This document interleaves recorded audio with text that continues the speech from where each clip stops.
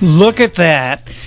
Sean is not here today. William is filling in from, used to do my Saturday night shows here. And he knows, even if Sean told him, I don't know, he didn't tell you, wow, you put on the song that makes me comfortable. That was one of my specials when I used to do Saturday nights here at our local station.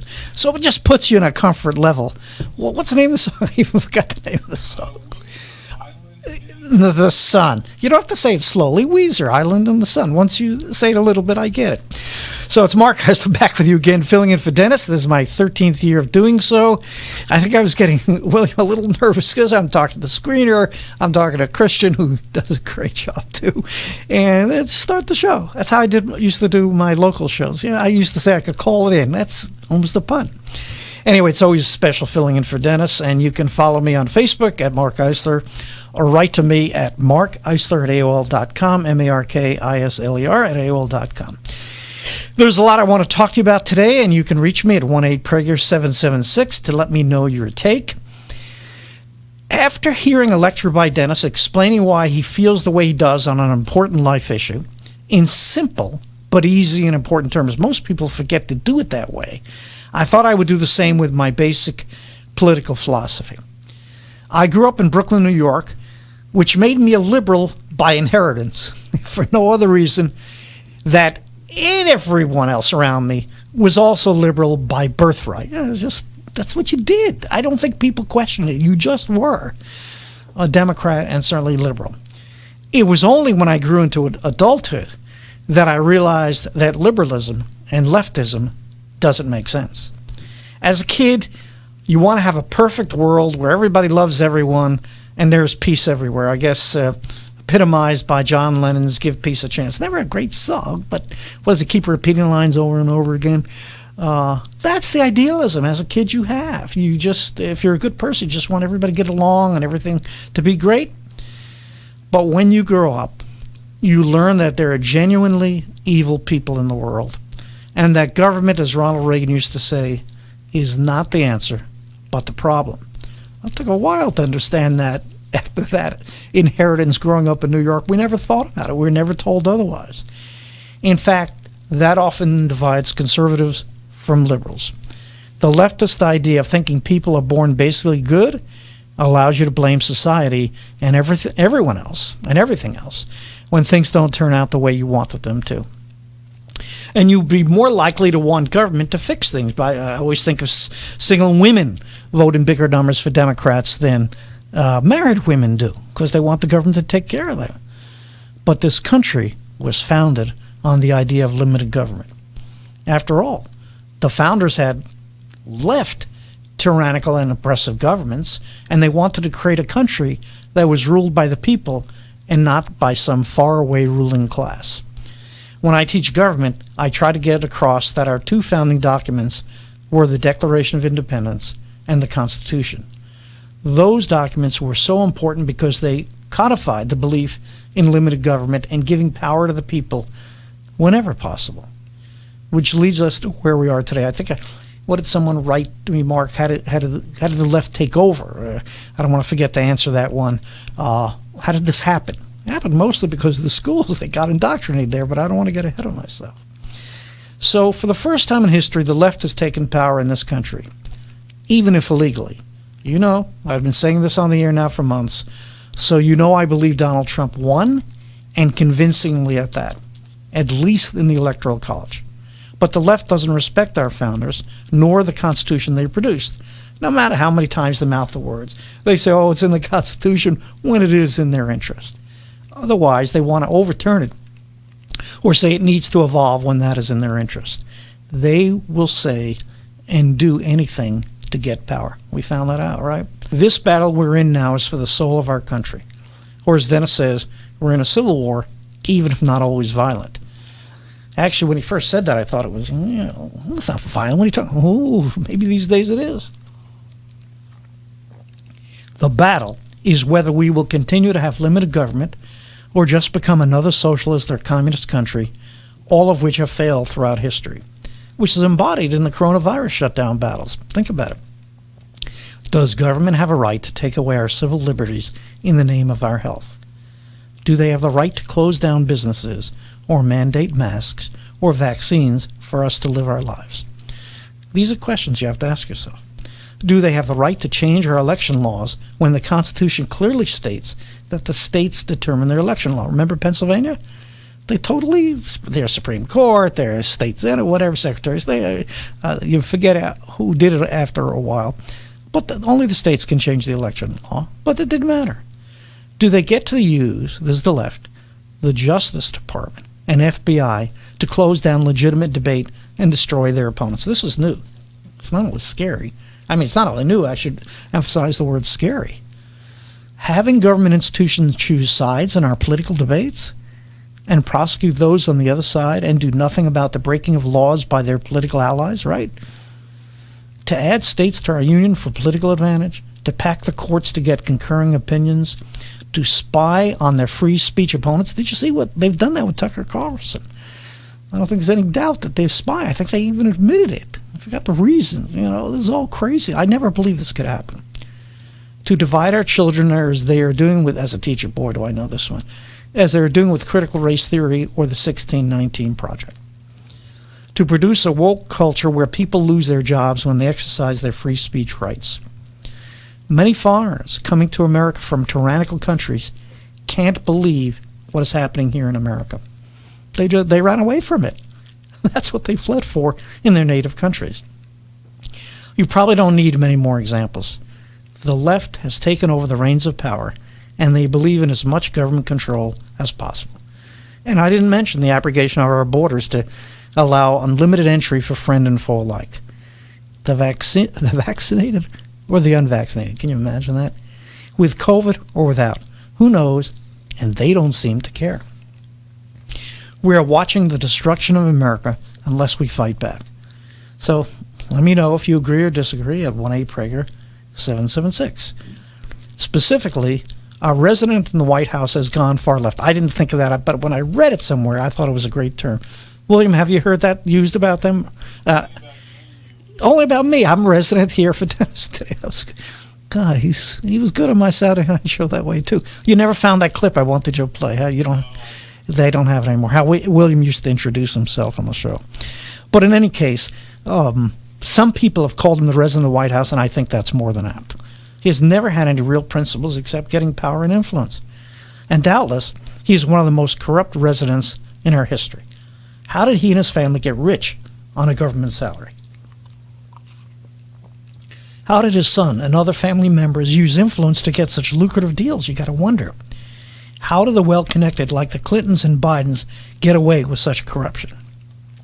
The founders never want the new kings and queens to rule over us in this new country. And that goes for the Bush family, too. This is not a partisan issue. With over 330 million people, you would think we don't need family dynasties like the Bushes or Clintons or Kennedys to rule over us.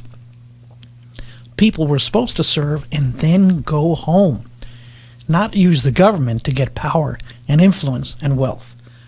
So let's start with our resident of the White House, who after 6 months has been worse than even I had ever imagined he would be. He, or whoever is filling out his notes, you notice that, has gone far left. Maybe it's the notes that are doing this. From mending the pipeline to open borders to unbelievable spending, leftism has taken over. At the rate they're going, America will be unrecognizable. And this says nothing about foreign policy. We have shown profound weakness. And tyrants always fill a vacuum. You know that. Whether China, Russia, Iran, or North Korea. Maybe all of them will fill this vacuum. Good luck to America until we can replace all of this in 2024 or sooner. Actually, you know my opinion. As I said, we never lost this election. There was huge fraud. And by the way, one sure sign of the fraud is how this administration is fighting any audits to see what really happened in the contested states. As I said, Trump won overwhelmingly, and the American people lost. Hopefully, the truth will come out at some point. But in the meantime, we must do everything we can to save our country. Let me know what you think at 1-8 Prager-776. Later on, you'll like this. We're going to talk about saving our state when we talk about Larry Elder running for governor of California. He's going to be on with me probably in the last hour. the music again to calm me down. Let me know what you think. Mark Eisler, filling in for Dennis Prager.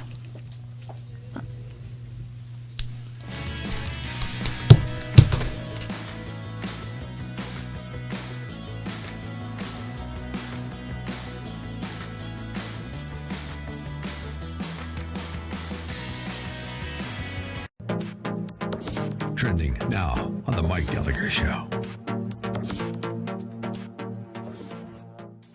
And then you want it to fit better. So one of the ways you could do it, if you would like to, is put a cloth mask over, which actually here and here and here, where you could get leakage in, is much better contained. Are you a double masker, Dr. Fauci? It looked like you are. Now, Alicia, I think probably has a good reason to reject her doctor's explanation that that's the guy that we should all listen to. Matt Taibbi, in this report or his column that I saw at New York Post, said he writes PolitiFact, which now basically exists to deflect criticism from the Biden administration, rated false the claim that Biden and Harris actually had reservations about the safety of the vaccines. But if Donald Trump tells us that we should take it, I'm not taking it. Matt Taibbi says PolitiFact's excuse is that the then candidates, Kamala Harris and Joe Biden, were raising questions not about the vaccines themselves, but about then President Donald Trump's rollout of the vaccines. But if Donald Trump tells us that we should take it, I'm not taking it. PolitiFact said it's false that Kamala Harris had reservations about the vaccines. Matt Taibbi says, wait a minute, PolitiFact says it's false. What the hell does that mean? That it's okay to have reservations, not just about the White House, but about the CDC, FDA, Pfizer, AstraZeneca, Moderna, and every other institution involved with the vaccine effort if you don't like or trust the president? But if Donald Trump tells us that we should take it, I'm not taking it. Keep up with what's trending. Subscribe on YouTube and at rumble.com.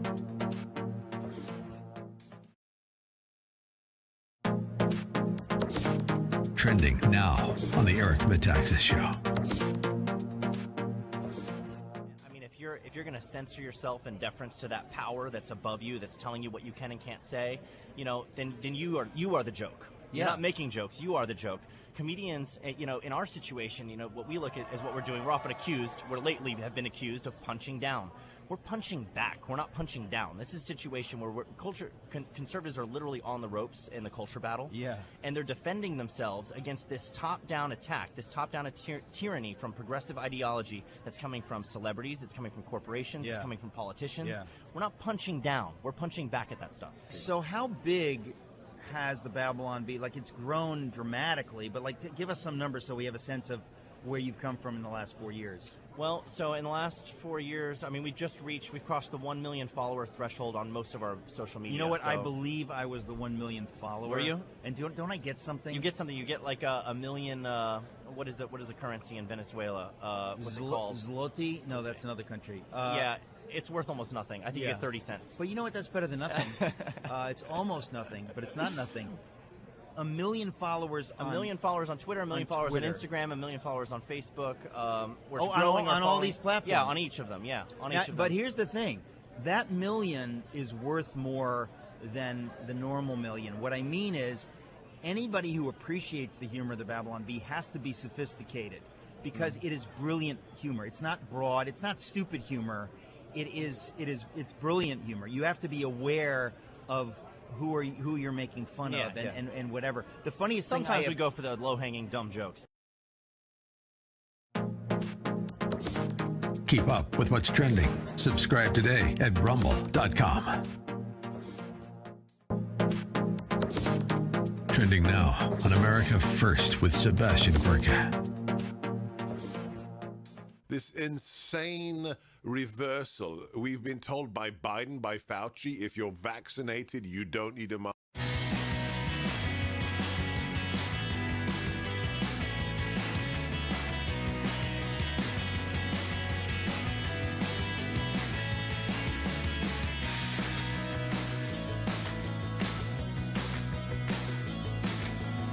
PragerU. and all the good work of his terrific team. Go to PragerU.com or call 833-PragerU. And let me tell you something. The other part of my life is teaching. And I'll go some places and they may have heard of me, whatever, and they'll start talking. And you wouldn't believe the reach of PragerU. And I'm talking about, when I'm saying students, we're talking about people that are not necessarily liberal. It is making such a huge difference you can't imagine. And we need those outlets. There's no doubt, because the left has got everything else. So you got to support PragerU. It is making a huge difference. And let's see. This is, I think it's in New York, but I don't recognize the town, even though I'm from there. Must be upstate. What is that, Van Effen or something? Hi, John. You're on with Mark. Hi, Mark. What's the name of your town? Mark, it's Van Etten. Oh, Van Etten. It's a small upstate New York town. And the issue I'd like to talk about is how everyone, I hear it 100,000 times a day, get vaccinated, it's safe, and it's become a political issue here. People up here seem to think that if you're not vaccinated, you're a Republican, and if you're vaccinated, you're a Democrat. And I will never get vaccinated myself, and it has nothing to do with my politics. I have a friend, and I'll use his first name, Tom. And this guy was in excellent physical health, and he walked a minimum of 10 miles a day. He walked a couple of thousand miles on the Appalachian Trail last year, and a short time, a few days after he got the Johnson & Johnson vaccine, he woke up paralyzed from the neck down. And he was in the hospital in Syracuse for 3.5 months and diagnosed with Bell's palsy.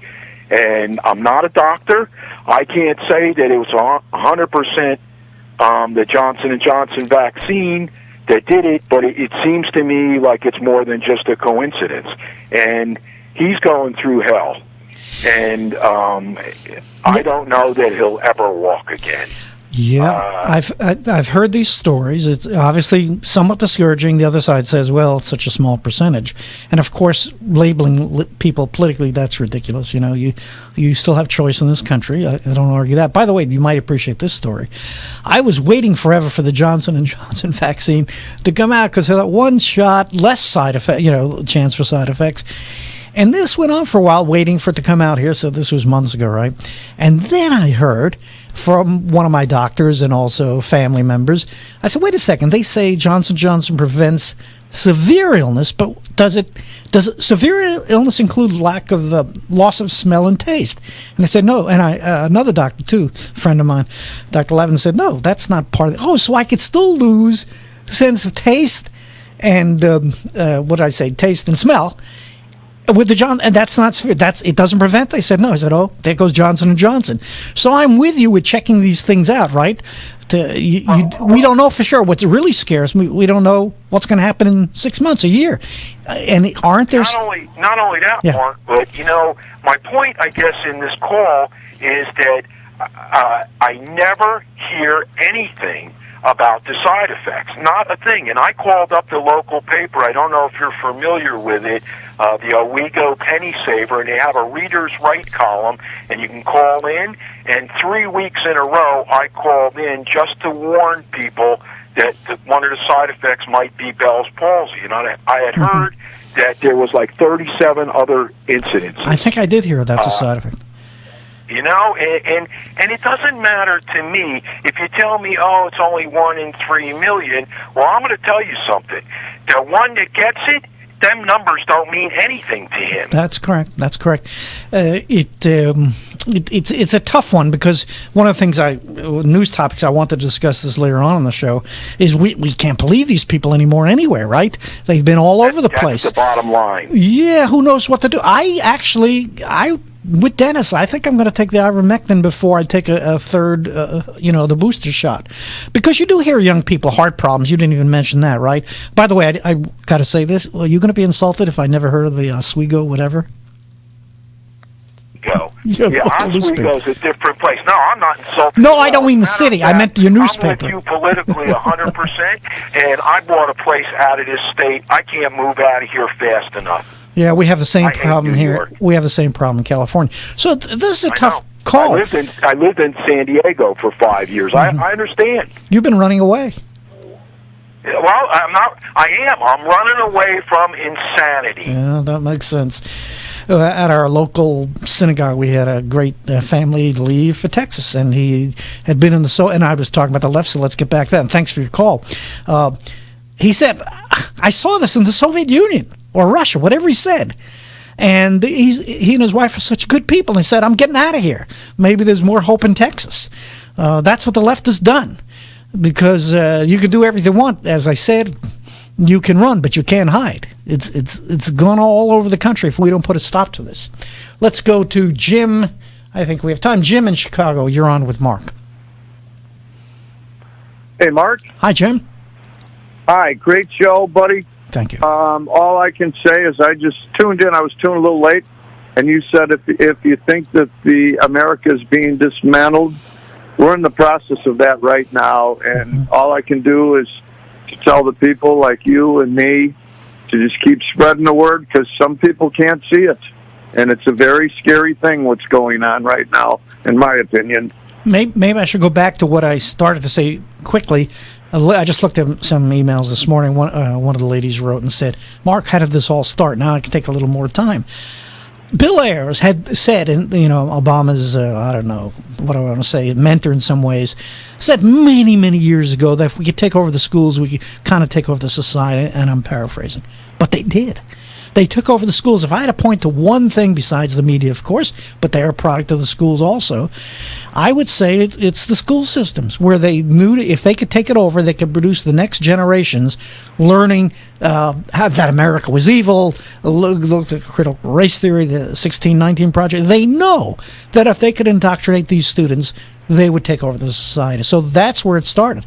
That's why, PragerU, I could fit that in, and maybe pulling your kids out of public school, and I'm a public school teacher, although I teach adults, and they don't know who I am, and it's a good thing I keep my job, because they don't listen to our side. I've said that a lot. That's the only reason I keep it, although I'm pretty good at what I do. That's where we got train, or at least allow future generations to learn how great America is. Learn about our history and what made this country so special. They never learn that. So, Jim, you are right. We have to spread the word, and we have to do it in every way possible to turn this country around. This is it. Well, there's no question, and I couldn't agree more with you. The school system, I thought it was a great idea. Get the kids out of the public school system, homeschool them, and charter, private, whatever works, right? Let's take the country back. Absolutely. Thanks for your call. And we're talking about, this is the day. We got a country to save, as Larry would say. We got to take our country back. Let me know what you think. 1-8-PRAGER-776. Mark Eisler for Dennis Prager.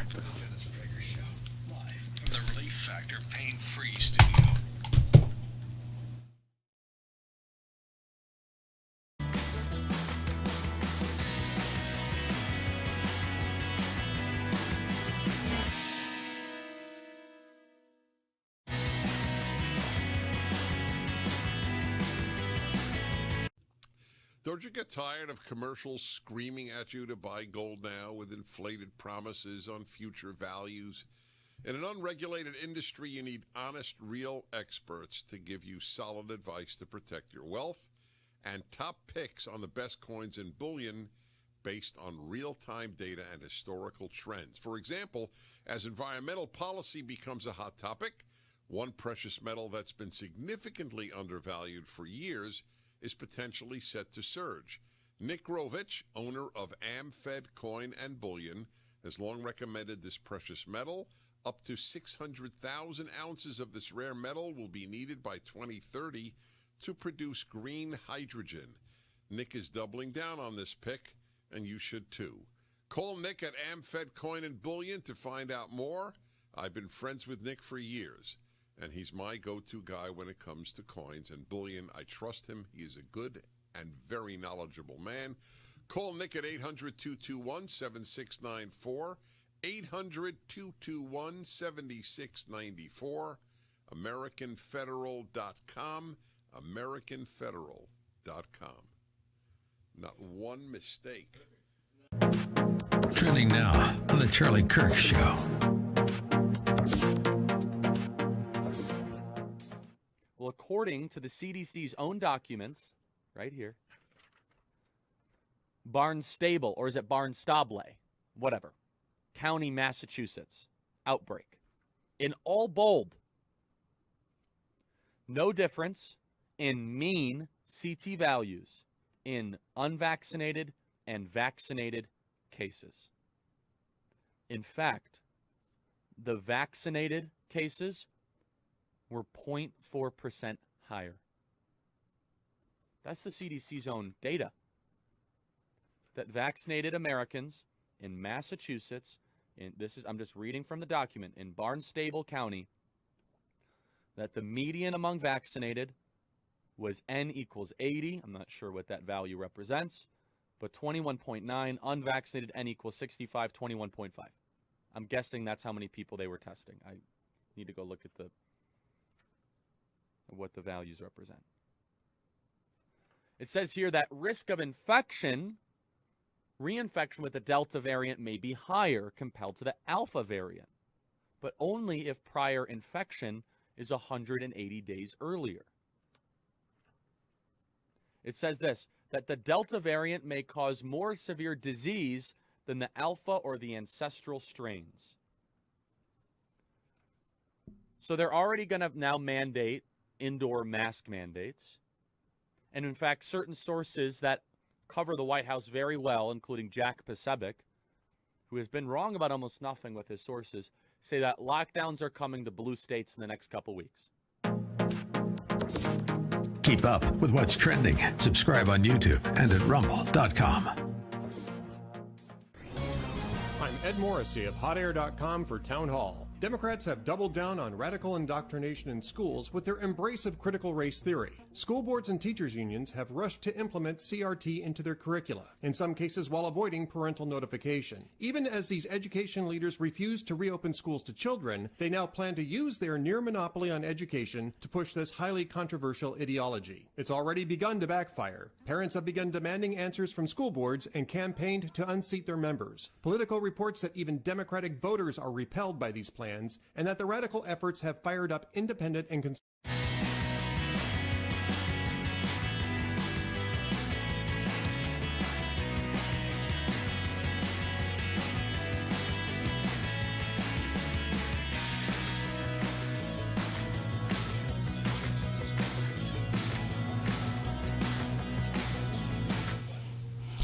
Mark Eisler, sitting in for Dennis Prager, and always a pleasure to do so. We'll take your calls in a little bit. I just want to finish some thoughts. 1-8-Prager-776. On the national level, this is always disconcerting.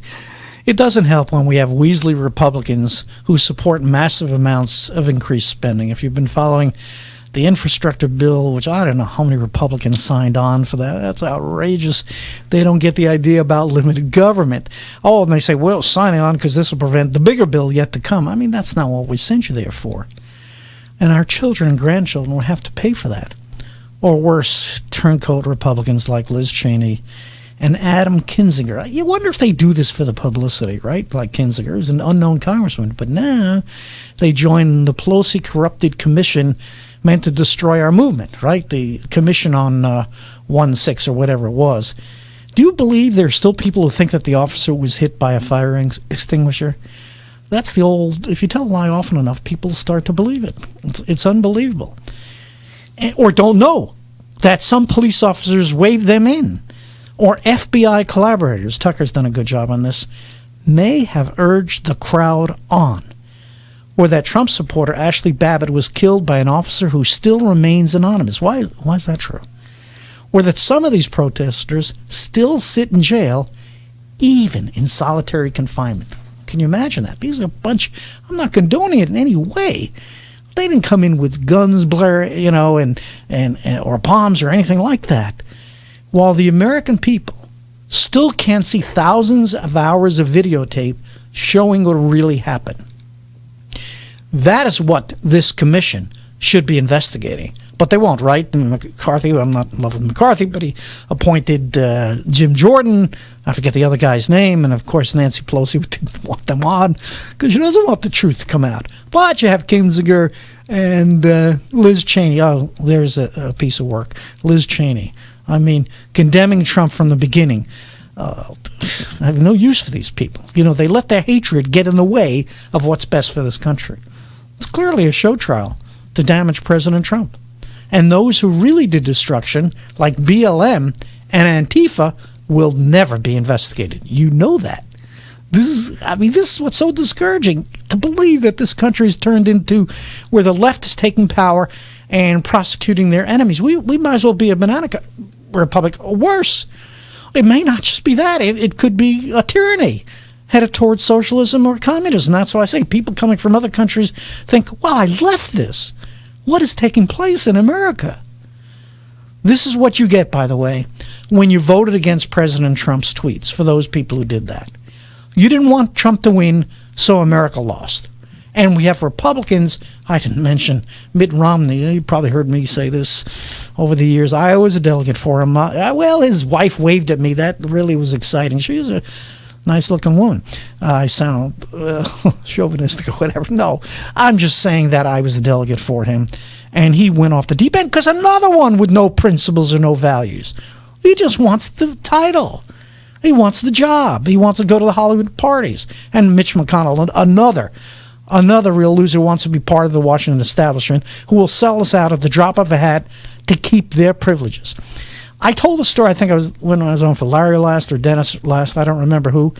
Did you know that we had the chairmanships of all the Senate committees and the Senate went to a 50-50 tie? So theoretically, if he was a fighter like we want him to be, like the Democrats are, he didn't have to relinquish that. He relinquished that in a deal with Schumer.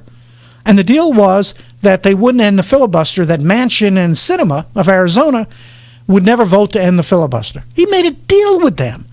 You trust these people when the country's at stake? That's Mitch McConnell. That guy's got to go. And even McCarthy's got to go. I know a lot of people out here in California especially like him. No, I want some fighters.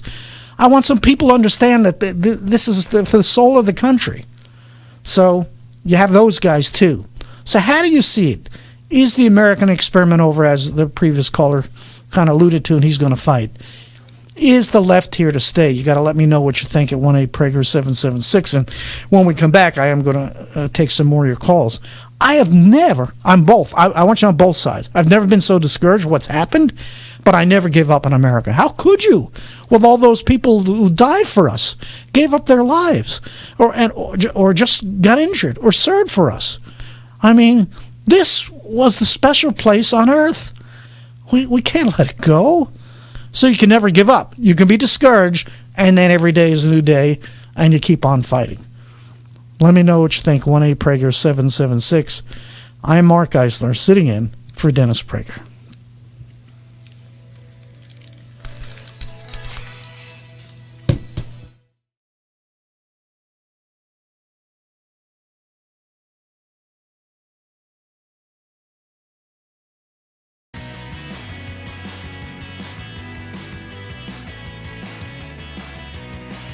Here at Salem Media Group, we're delighted to welcome you back to your old habits and haunts. Nice to see you at our restaurants. We've been waiting a long time for you to return. Nice to see you at the salon, the post office, the flower shop. Nice to see you back in the office. Nice to see all those cars on the freeway again. Yay! Hello, Bedford Falls! For over a year, America has been fighting to get back to normal. This Salem radio station has been fighting right alongside you. Now we're back. You're back. It feels so good to be back. Welcome back to the real. Trending now on the Mike Gallagher Show. And I know so many people who are resistant to the vaccine. It's just a fact of life. And there are people in all walks of life, white people, black people, Hispanic people, members of the military, the healthcare profession. You know how many nurses, and dare I say doctors, physician's assistants, unwilling to get the vaccine? It's more than a little. So what do we do with them? What do we do with those people? In fact, that's been one of the most unreported stories of the whole crisis of this pandemic. Healthcare workers who are unvaccinated. Keep up with what's trending. Subscribe on YouTube and at rumble.com.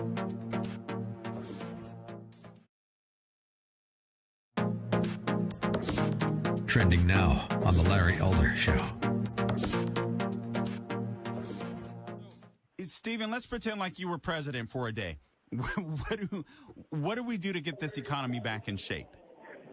So the first thing we do is we actually do exactly think of everything Biden has done and do exactly the opposite. And I'm not kidding, Carl. I mean, we do exactly the opposite of what Biden is doing. You know, we don't need $4 trillion of spending right now. We need to be, after a crisis is over, and COVID is basically over now thanks to Trump and the vaccine, usually after like World War II or after the Cold War, we actually cut spending. We need to be aggressively cutting government spending. By the way, government spending, you know this, Carl, where did this crazy idea come from that government spending stimulates? All the government spending stimulates is government. It doesn't. The only way, let me put it very simply, because this is really important. I know you know this as a businessman. The only way that the government can give you $1,000 is to take $1,000 away from me, right? It's a zero-sum game, and all we're doing is taking money away from producers and giving it to people who don't produce. That's that formula for disaster.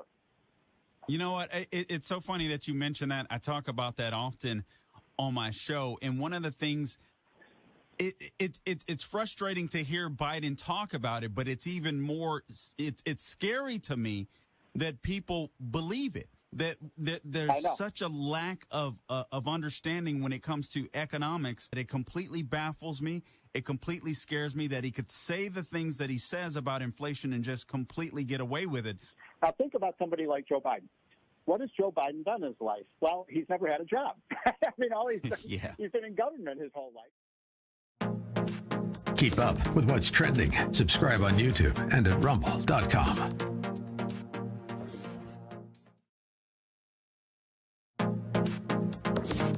Trending now on the Eric Metaxas Show. And the whole point of it was to do comedy from a Christian conservative perspective that wasn't cheesy, that didn't make us the joke. Because isn't it funny that we always have to start there? Yeah, we're doing it. It's really brilliant, but it's not cheesy. Right. Like we're making films, but it's not cheesy. It's a TV program, but it's not cheesy. That we do that's cheesy. And it is an amazing thing. I said it.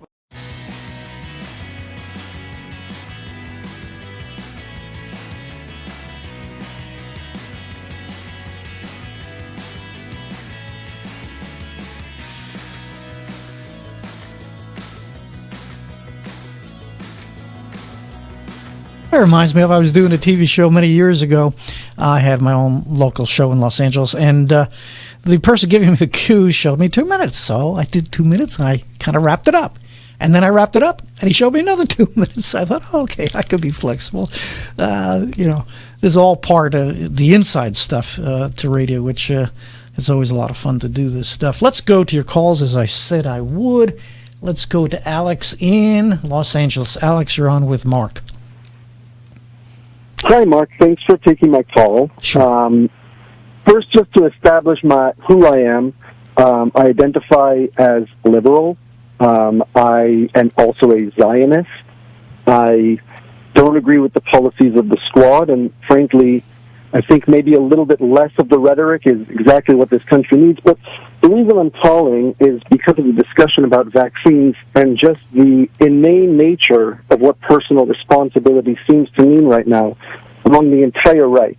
Because I understand 100% the argument that people can take personal responsibility for themselves. What I don't see is them actually doing that. And to me, at this point, it seems to me that not doing the research and reading up and actually investigating things for yourself is the antithesis of personal responsibility. And it goes along with just about every other platform that you have been standing for and which the Republican Party can't even seem to put onto paper because there is no party platform. Yeah, I don't So I'm a little curious. I'm a little curious to you where personal responsibility comes in actual action as opposed to just words. Okay. First of all, I don't know people who ever read these party platforms. I've been an activist. Excuse me, there is no Republican Party platform. I know there is officially every 4 years at the convention. No, there is not. There was not released a party platform. It doesn't matter. That wasn't my point. My point is no one ever looks at it anyway. That it's meaningless. So you get it right from the representatives and the people who are in office, right? Who represent us. That's why I pick on my own. If the Romneys to Liz Cheney and so on. But in terms of vaccines, I think I'm being very consistent. I think everybody has the right to make that decision for themselves. There are people who don't want to take other vaccines, right? But the schools have a right for an interest. I think this is where you're going to say, hey, every kid's got to take the diphtheria vaccine or this vaccine or that. I get it. No, not at all. Let me just finish. I'll give you a chance. Let me Okay. finish. So there are always kinds of competing interests, and people could come down on different sides. Go ahead. I understand what you're saying completely, and I agree that getting a vaccine is a choice. If I dyed my hair blue and wasn't hired for a job, then that's my own choice. Why is it that choosing to not get a vaccine does not preclude you from the choices the rest of society makes? If we as a society agree that you can transmit a deadly disease and you decide you don't want to me that tells me, okay, I don't want to be a part of society. I'm going to ride this out at home until I'm safe. I'm fine with that decision. Would you endorse that? Yeah, people can do what they want. I agree that. I even said to you, but you come into school, right, or a public place. Dennis says the same thing. I don't believe these vaccines. The masks really work, but I wear the mask where you want me to wear the mask. I get it. Is there a reason you don't believe that? Yeah, because of the CDC and Fauci's been all over the place. He said March of 2020, I think I got the month right, masks don't do any good. Then it went to one mask. He even said at one point, I think, said 2 is better, 3 is better. They've been all over the place. I don't know about you, and it's a very good call. Give me a chance, Alex. But the evidence has been all over. What's his name? Berenson, I think Tucker has him on a lot, who used to write for the New York Times, no right-wing paper, said the masks don't work. He says it emphatically. I don't know if he's right. But it's clear that there's dispute about whether... And by the way, you're very good, Alex. How do you feel about people, and get to do what they want, in their own car wearing a mask? Do you find that ludicrous at all? I'm sorry, I don't. I do find it ludicrous that people... I mean, I understand what you're saying, that sometimes it's hard to find accurate information, Mark. And I understand that people are busy, and you're busy, of course, too. But the fact is, there's information out there. And I do understand that at one point Fauci said something, and then maybe he changed, and the CDC goes back and forth. But I think we can all be intellectually honest with ourselves and realize that sometimes science changes, sometimes we have more evidence, and that doesn't mean that we should throw out everything that's said. That means we should take a look at it with a critical eye, doesn't it? Yeah, and I think I am. I think if you're... And you sound very good. I'm saying that twice now, so you're a good caller. And I used to have a show with 2 Democrats and 2 Republicans, and we kind of did this stuff very professionally. Think about those. The cloth masks are really in dispute because you can get things through there. It doesn't hold out the virus. I think that's pretty clear. Maybe the N95s, they may work better. And, the nurses and doctors wear them sometimes, I guess, or all the time. But there's real dispute about the mask. So we can wear it. We don't need to wear it. Yeah, go ahead. Mark, respectfully, I don't think there's a real dispute. There's a distortion of facts and a rewriting of things, just like you're rewriting also January 6th. I am? And frankly, yes, absolutely. It's a different topic, but you're good enough. Go ahead. Stay on the mask thing. I mean, I want to hear what you... Actually, you're so good. What do you want to say about January 6th? That I got that wrong, too? It's not so much that you got it wrong, but frankly, I find the lies that you're telling your listeners dangerous. Which one? I'm a Jew. Yeah. You're a Jewish person. Yeah. Tell me which one. What did I say about January 6th that wasn't true? I'm sorry? What did I say about January 6th that wasn't true? I can list off quite a few things. Number one, just list one or two. That's factually untrue. Just the fact that you're calling them protesters shocks me. I mean, these are insurrectionists. That was a... they weren't trying to take over the government. They're a bunch of kooks. If Black Lives Matter had stormed the Capitol, and I know this is the argument frequently, if Black Lives Matter had been there that day, they would have stormed the Capitol too. You know what? Maybe so. I think they were there a little bit. I think you're going to think I'm crazy. I think maybe they would have. They were involved a little bit. What did you think of Tucker's expose on FBI informants maybe being a part of this in some way? Yes, that's another good topic to bring up. That's factually inaccurate as well, because it is illegal to list FBI informants as I guess we'll find out over a period of time. We got to go, Alex. No, But Mark, that's just a lie. Mark, that's just a lie. Alex, You're a liar. Alex. You would have been a capo. Oh, jeez, we were doing so well at the Mark, end. You had to would have been go a there. capo. I was going to so give him a compliment. 1A Prager, I wouldn't lie. Say you disagree with me. I got my facts wrong. 1A Prager 776, Mark Eisler for Dennis Prager. It's just so discouraging when they go that way. You're getting along. I didn't call him a liar. I just say we disagree. And at the very end, he's got to say that's a lie. Oh, geez. Mark Eisler sitting in for Dennis Prager, 1A Prager 776.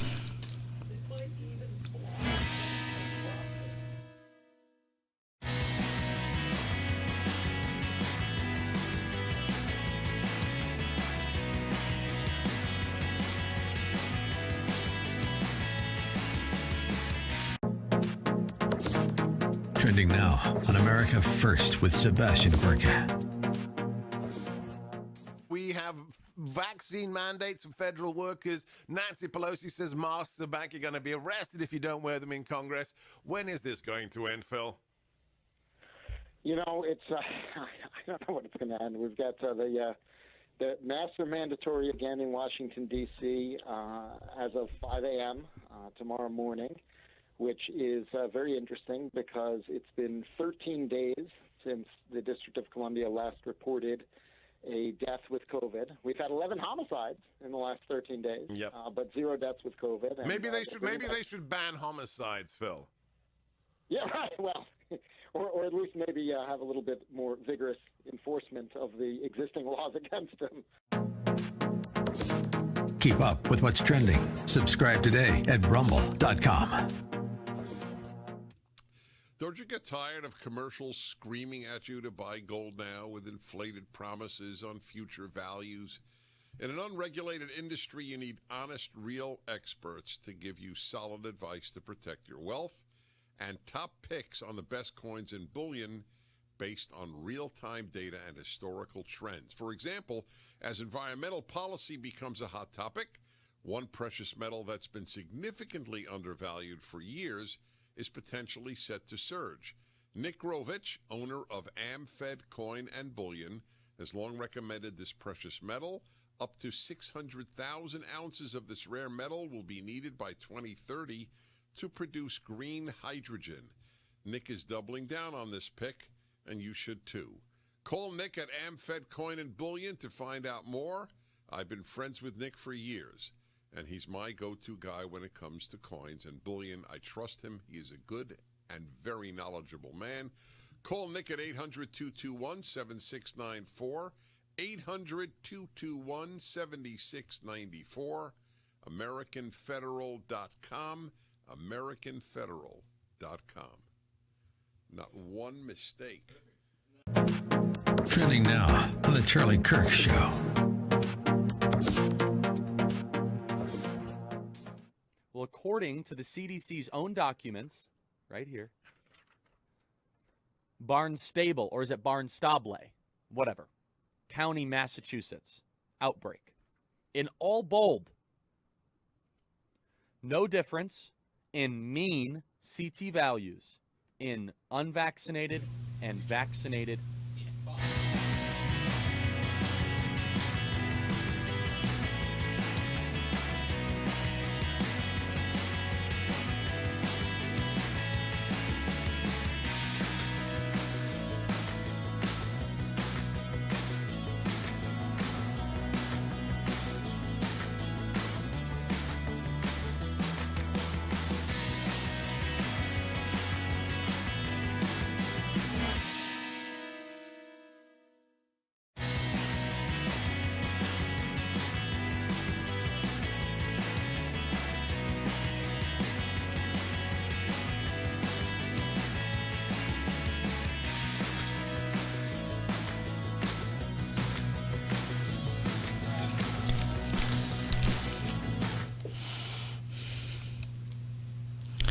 Mark Eisler filling in for Dennis Prager, and I'll call that a good call. I mean, you know, when you can have it professionally done, That's what people loved about my local show. 2 Democrats, 2 Republicans almost every week. And what was amazing, William, I don't know if you knew this because William worked the show a lot. Sometimes months later, people would come in and hug each other, and the Democrat and Republican. I said, how do you know each other? From your show. They had become friends. None of them hugged William. Okay. Yeah. Now he's picking because Morgan Brittany. I didn't say the guest. Oh, yeah, I did say the guest. Yeah, Morgan Brittany. Beautiful Morgan Brittany. She didn't hug him. Okay. Hold that against me, too. All right. A lot of great calls. Let's go to... and stay on, because next hour I flow with the callers, even though I'll change the topic a little bit. No, I'm going to do a lot of news stuff, so just stay on if I don't get to you. Robert in Marin County, California. You're on with Mark. Hey, how's it going? Real well. So I've been listening for a while. It's just interesting that I kind of caught that bit of that conversation about masks. And I just feel like you kind of need to take a step back and look at the beginning and what the data we have, which we're talking about cases, if you in fact believe the number of cases and the number of deaths are being reported around the world, and the percentages of those based on those who have actually had COVID. And you really look at those numbers dropping, and then you kind of ask yourself, like, for example, in California, right now it's saying 2% of all cases that had an outcome ended in death. And you're talking about the CDC saying, well, if you think it's COVID, call it COVID, right? And then you add in there the way that deaths are being reported. You've got to say, plus the PCR tests aren't 100% accurate, that percentage is probably even lower.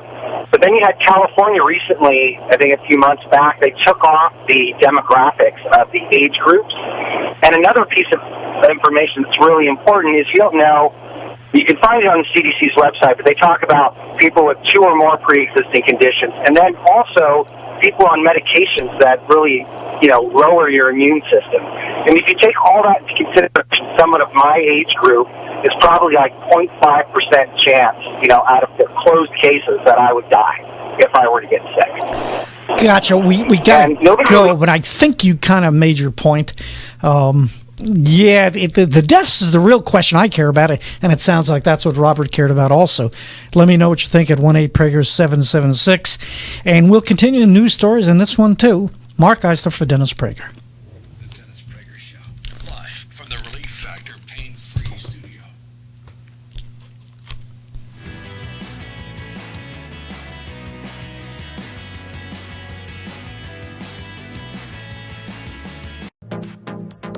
Trending now on the Mike Gallagher Show. And he says, if you want to convince people to get a vaccine, writes Matt Taibbi, pretty much the worst way to go about it is a massive blame campaign delivered by sneering blue noses who have a richly deserved credibility problem with large chunks of the population and now insist they're owed financially besides. Matt Taibbi says, I'm vaccinated. I think people should be vaccinated.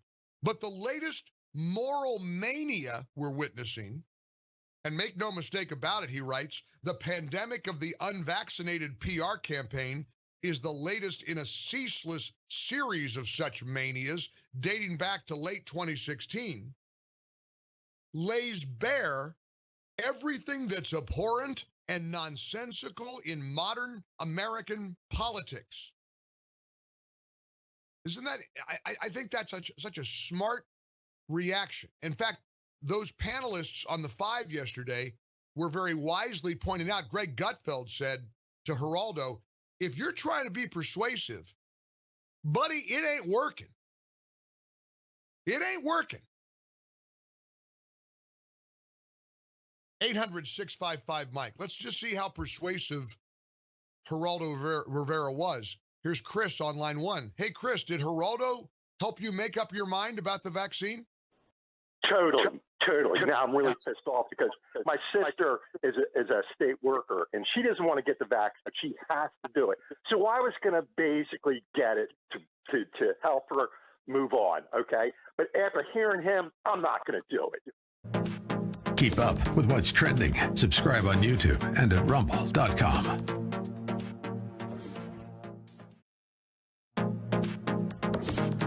Trending now on the Eric Metaxas Show. It's time for the fearless. There's no time for the meek. This is America's moment. What's taking place in our schools, the crime in our cities, all of these things that we can see unraveling this most exceptional nation. It's time for the real believers and the real conservatives to step forward and be absolutely fearless in doing so. But I think a lot of Americans have woken up, and so we don't even know what is going on the grassroots level because you can't keep track of everything. But I think people are rising up, and they're looking for folks like you and the handful of others in Congress, and they're saying we can no longer do business as usual. But I mean, 10 years ago, you were not thinking like this. No, you nailed it. You absolutely nailed it. And by the way, I can give you 2 data points from the last 48 hours. I was in southwest Missouri at the Ashcroft family farm. It was a picnic outdoor, poured rain right about an hour before the picnic. Nobody left. They left. They gave me a chance. They gave former Attorney General Ashcroft a chance to talk about the Bible and the America and what we were all going to go do. These people were on fire to take back. And I had people come up and say, I never thought I'd run for city council, and I'm going to do it. And I had a couple law enforcement who said, I didn't have any interest in actually being the sheriff, but our sheriff won't enforce the rules. I'm going to go do that. No, this is different. I was in Iowa at an event that was very similar to that. And people are engaged in their civic life, in their churches, in their community in ways that I have not seen. I've been at this now 9-10 years from the time I first lost my mind and ran for Congress when Obama was the president and we had to throw Nancy out the last time. Who'd have believed we'd have to throw her out of speakership again? But here we are, and this is a moment where our people are being tested, they're being challenged, and my observation is people are rising to that challenge. Keep up with what's trending. Subscribe today at rumble.com. Trending now on the Charlie Kirk Show. Universal masking is going to be mandatory for source control and prevention. But most amazingly, in the new CDC leaked documents that we have here on our program, is that they model the vaccine only being 75 to 85% effective. That's their own internal modeling. Is that a vaccine or is that a therapeutic? Have you ever heard of a vaccine only being 75 or 85% effective? That's their own modeling. That's their own assumptions. And it says here, given higher transmissibility and current vaccine coverage, universal masking is essential to reduce transmission of the dental variant. Basically, they're saying, look, you want to talk about people who are sowing vaccine hesitancy? You want to talk about people that are sowing discord and losing trust in the vaccine? It's the Center for Disease Control.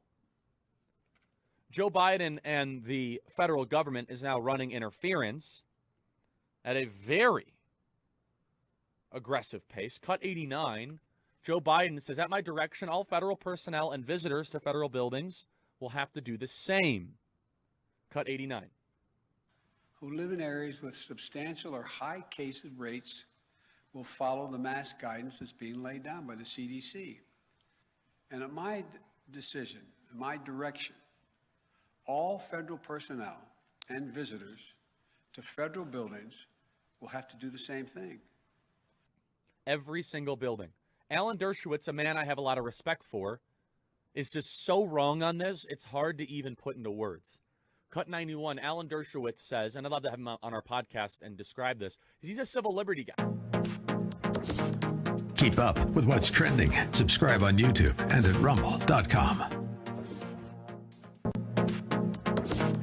Trending now on America First with Sebastian Gorka.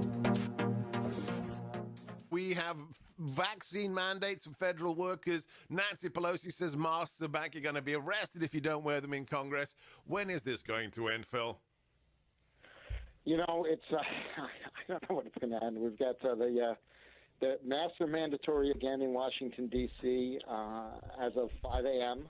Tomorrow morning, which is very interesting because it's been 13 days since the District of Columbia last reported a death with COVID. We've had 11 homicides in the last 13 days, but 0 deaths with COVID. And, maybe they should ban homicides, Phil. Yeah, right. Well, or at least maybe have a little bit more vigorous enforcement of the existing laws against them. Keep up with what's trending. Subscribe today at rumble.com. Don't you get tired of commercials screaming at you to buy gold now with inflated promises?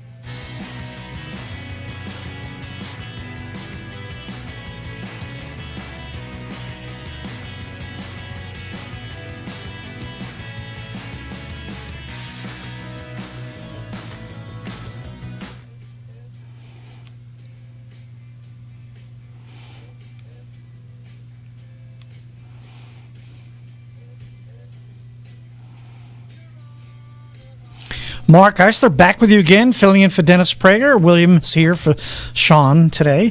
And I thought you were going to play other songs from my Saturday night show. You don't remember any of the other songs? Neither do I. But, I mean, there were some great songs. Yeah, California Dreaming was one, and not anymore. That would be appropriate the third hour. I actually saved that for when Larry's coming on later in the hour. But I'm trying to think of, you had me, something Saturday night, Frankie Valli and the Four Seasons. Oh, what a night. That was one of them because it was Saturday night. So I'm trying, for me to remember better than you, William, is a bad sign because William did the show for a big time, a long while, and he was pretty good at it. And speaking of pretty good, you guys have a lot of great calls. But and I'm not even going to do my monologue this hour to start on a lot of news stories. I'll let you take over. Minister Rich, you're on with Mark. Yeah, hi, Mark. How are you? I'm fine. I just wanted to do you consider November 3rd, 2020, the biggest fraud in American history? I haven't thought in those terms. I just know in terms of election fraud, it was way up there. Yeah. Well, we witnessed it. Any sentient human being, I believe, saw it in real time on video. Thousands of testimonies. It's the most blatant thing in the history of our country, in my opinion. Mm-hmm. What say you? I agree. You may not have heard of me in the past. Been on for a lot of years, but around the election, I made it clear. I stayed up till 3 a.m. that morning, and I was looking at Wisconsin. I was looking at Michigan. I said, okay, he's up by enough. We're going to take this. And Georgia was in dispute, whatever was going on. I mean, I mentioned on one of fill-ins for Dennis, maybe it was Larry, I don't remember, I think there were 21 anomalies. Dennis did something like this last week, or one of the weeks, and he mentioned 5, I think. I had 21 written by, don't ask me the newspaper right now, the magazine. It was the Stream, I think. Now, and people kept asking me for it. 20, it was ridiculous how many things happened that they pulled it off. So, yeah, it was huge election fraud. And, by the way, it's one of the reasons, one of the stories I was going to talk about, I used to watch Bret Baier. I no longer watch him. They were so far on Fox against President Trump and saying this nonsense about election fraud. So, a minister, Mark, can I say this? We're in agreement, yes. Yeah, thank you for the comment. But if I had a platform the size of many of the conservative talking heads, I would be screaming from the housetops, bloody murder, reciting the very jot and tittle of every instance of election fraud to gin up the base, a dispirited, confused, conservative base that needed direction. We don't need quislings in the media. We don't need people writing books as, the Statue of Liberty is decapitated, right? We don't need people pointing out that the people are bad that are doing the decapitation. We need action, not quislings. Now, I don't know what Mike Lindell was going to do, but one of my news stories was he's dropped his ads from Fox News. I don't know if it's temporary or permanent, because they won't let him air his expose, I guess. I don't know exactly what he's doing on the election fraud. And I'm glad to see, it doesn't matter, air it. I mean, let's see what he's got and what he doesn't have. To you and me, it's clear there was no doubt there was election fraud. You may have heard me say earlier, it's resonant. I can't even call him president. I don't think he won. I mean, I don't want to go through all the anomalies now. You and I know Thank you. No, we don't have to go through that litany. If you don't mind another comment. Yeah. We need Paul Revere's like Mike Lindell, willing to sacrifice everything they have, because, Mark, we're in occupied Marxist territory right now. We don't need books. We don't need ratings builders. We don't need that. We need action. If it's civil disobedience, so be it. If it has to get worse, we'll see what happens. But we are in trouble here, and we need that clarion call. I agree. Thanks for your call. And I don't know the methods that are necessary, but I will say this. The fact is that we need to make sure that the election laws stay the way they are, where the states determine election laws. That's what the Constitution says, Article 2, Section 1. I don't remember the numbers. And that's why the Democrats are fighting so hard against it. And another news story I was going to mention is, if there was nothing to hide, why is the administration fighting the audits in Arizona and elsewhere? It seems obvious to me, if you won legitimately, you'd totally be on their side. What would you have to hide? So I agree with you. It was stolen. It was more than depressing, and you're right. We need some kind of action, although I need it to be peaceful. Let's go to, I think Amy disagrees with me, but let's see. Amy, you're on with Mark. Oh, I don't think so, Mark. I think I agree with you, and that last caller was dead on. I just wanted to say, a couple callers ago, you had someone saying that there's a right not to be made ill by other people, and that is complete perversion of what a right is. If you had that right, you also have a right not to get hot in the sun and not to get wet in the rain. And we can't allow that to become what a right is. And these people are trying to do something. It's a similar thing to when they do the triggering argument that your speech hurts my feelings, so I have a right to shut you up. There's all the same fallacies. Yeah, with speech it's clear to me. But look, I never wanted the seatbelt law when it first came out. But I understand that government, they get if you asked me, I'd say no, it's up to the individual. But they did it, and now I guess I'm used to it. But I agree with you. We're not sure. That's why I started the show an hour or so ago, mentioning the basic idea of this country is limited government. Stay out of our lives and leave us alone. And the basic idea of the left, not that any students would know this unless you help them see it, and I don't say this disparagingly, the basic idea of the left is more government, and the government knows what's best, and we can do this.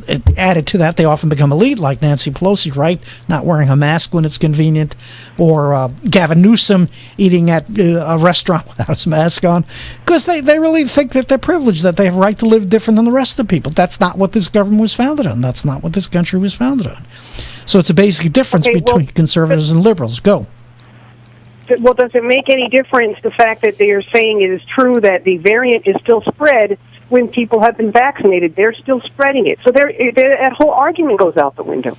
Yeah. How can and the fact that they're always talking about conservative this, conservative that, about not getting the vaccine, that proves that this is about politics, not about health at all. Yeah, and I think they're going to keep coming up. It looks like more variants, right? And then they'll have to do that. And Dennis had it right a year or so ago when he said this is just the trial run. They'll use global warming the same way, right? It's a crisis, and we can tell you what to do and shut you down. Yeah, these people are disingenuous. They call up talking about how they're scared for their health, they're worried that they're going to get hurt, or we're going to hurt someone. Those things are all lies. This is about silencing people they don't like. Well, that's all it's about. I agree with that. I love it, Amy. I bet you do too. So I walk every day unless I'm playing tennis. And I see some people, not a ton, they're alone, walking on the other side of the street, and they got this mask on. I was like, what, outside too? Oh, but if Obama, right, has a party, I don't know, how many people did he have? 500 people? I don't know how many he had. And that's okay, because he's on the other side. They get to do that. Or if it's Antifa or Black Lives Matter. Do you ever feel, Amy, that you're living on another planet? I think it's the end times. I think that people get scared when you start talking that way, but the planet is being converted into a battlefield, and there's nothing really stopping it at this point. And I wish Trump had done more. I get upset because he was there when all this started. When the riots started, he didn't hire the best people, and he certainly didn't fire enough people. And I hope if he gets back in there, he does it right next time. Boy, are we in sync. No one's perfect, but I thought his hirees also were bad. Like, I hope Barr would be better, but what was he up to when at the end he kept saying there was no election fraud? He doesn't see anything. And then we hear, I think there was an assistant prosecutor somewhere said, maybe it was Pennsylvania, said that's not true. He didn't want us to find it. He didn't let us go investigate. I mean, he really did. That's one disadvantage of coming in from the outside. That, you're going to appoint people. These are the in people. You got to have him for secretary. Yeah, who was the Secretary of State, his first one? I thought he was lousy, too. Can't even remember his name. So he did. That's Sessions. Yeah, no, not Sessions. That's Attorney General. I'm thinking of Secretary of State. But anyway, Tillerson. Yeah, I thought he was awful. I mean, there were so many that didn't. You could say it's a huge government. How does he know? And I guess you got to trust some people to guide you in this thing. But a lot of them have institutions, right? When you seek power, you got to wonder about that. That's why, I think you got to have a lot of friends on your side that you can trust, right? If Larry were lucky enough to win this for governor, I'd love to work for. I'd be glad to if he ever asked me. You got to people who are loyal to you that protect you. Yeah, they tell you when you're wrong and they disagree with you. That's important too. But you can't have them with these different agendas. So if there was one thing besides the tweets sometimes and stuff like that, but that's what you get, the whole thing with Trump, I don't think he appointed sometimes people in his interest. Look at Nikki Haley. She turned on him. The Secretary of Labor, McConnell's wife turned on him. It's too discouraging. How many people... Well, how many of these people... How many of them are getting paid by China? And for instance, you got this the Mitchell wife stuff. of Mitch McConnell. We got to go. Great call, Amy. I love talking to you.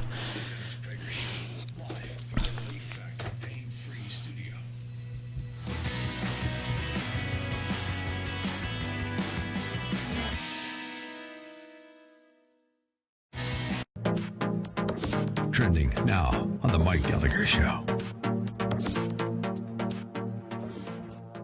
And I know so many people who are resistant to the vaccine. It's just a fact of life. And there are people in all walks of life, white people, black people, Hispanic people, members of the military, the healthcare profession.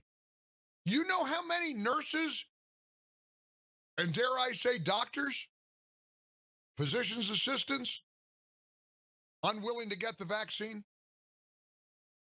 It's more than a little. So what do we do with them? What do we do with those people? In fact, that's been one of the most unreported stories of the whole crisis of this pandemic. Healthcare workers who are unvaccinated.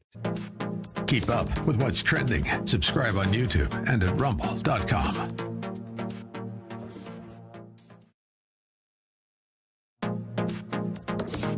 Trending now on the Larry Elder Show. Stephen, let's pretend like you were president for a day. What do we do to get this economy back in shape? So the first thing we do is we actually do exactly think of everything Biden has done and do exactly the opposite. And I'm not kidding, Paul. I mean, we do exactly the opposite of what Biden is doing. We don't need $4 trillion of spending right now. We need to be, after a crisis is over, and COVID is basically over now thanks to Trump and the vaccine, usually after like World War II or after the Cold War, we actually cut spending. We need to be aggressively cutting government spending. By the way, government spending, you know this, Carl, where did this crazy idea come from that government spending stimulates? All the government spending stimulates is government. It doesn't.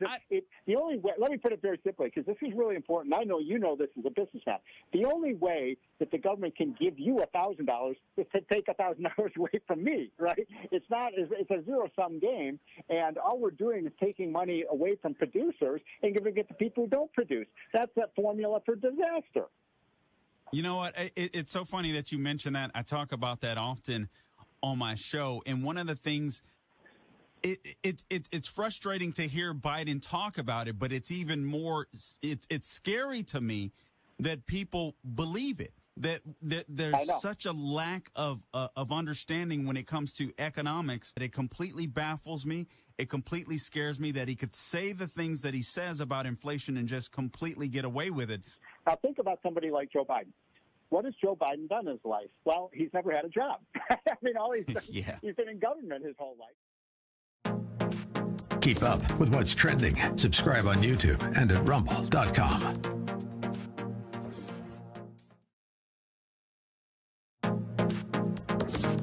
Trending now on the Eric Metaxas Show. And the whole point of it was to do comedy from a Christian conservative perspective that wasn't cheesy, that didn't make us the joke. Because isn't it funny that we always have to start there? Yeah, we're doing it's really brilliant, but it's not cheesy. Right. Like we're making films, but it's not cheesy. It's a TV program, but it's not cheesy. We do. That's cheesy. And it is an amazing thing. I said it before, but you guys, it's not just not cheesy. It's brilliant, and actually, in the world in which we live today, it's almost the only stuff that's happening at that level. I mean, there's nothing on the left. Well, I can tell you why. To it. The reason there's nothing good on the left right now, and I know I've followed The Onion for years. They've been around for 20 plus years. They used to be very funny.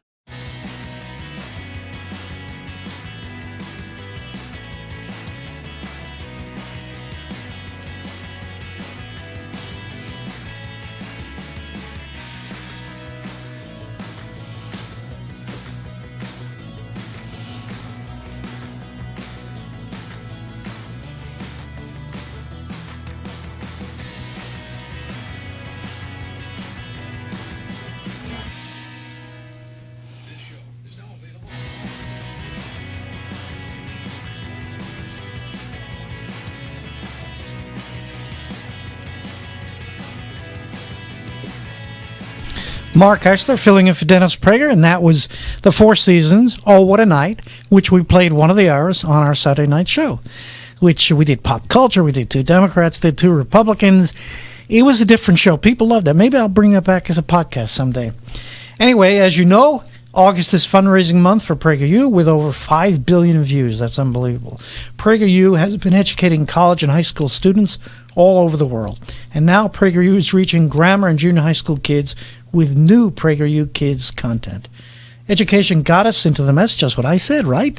When that person emailed me or Facebook, whatever it was, and said, Mark, how do we get into all this? My friends, education is the only way out. I agree.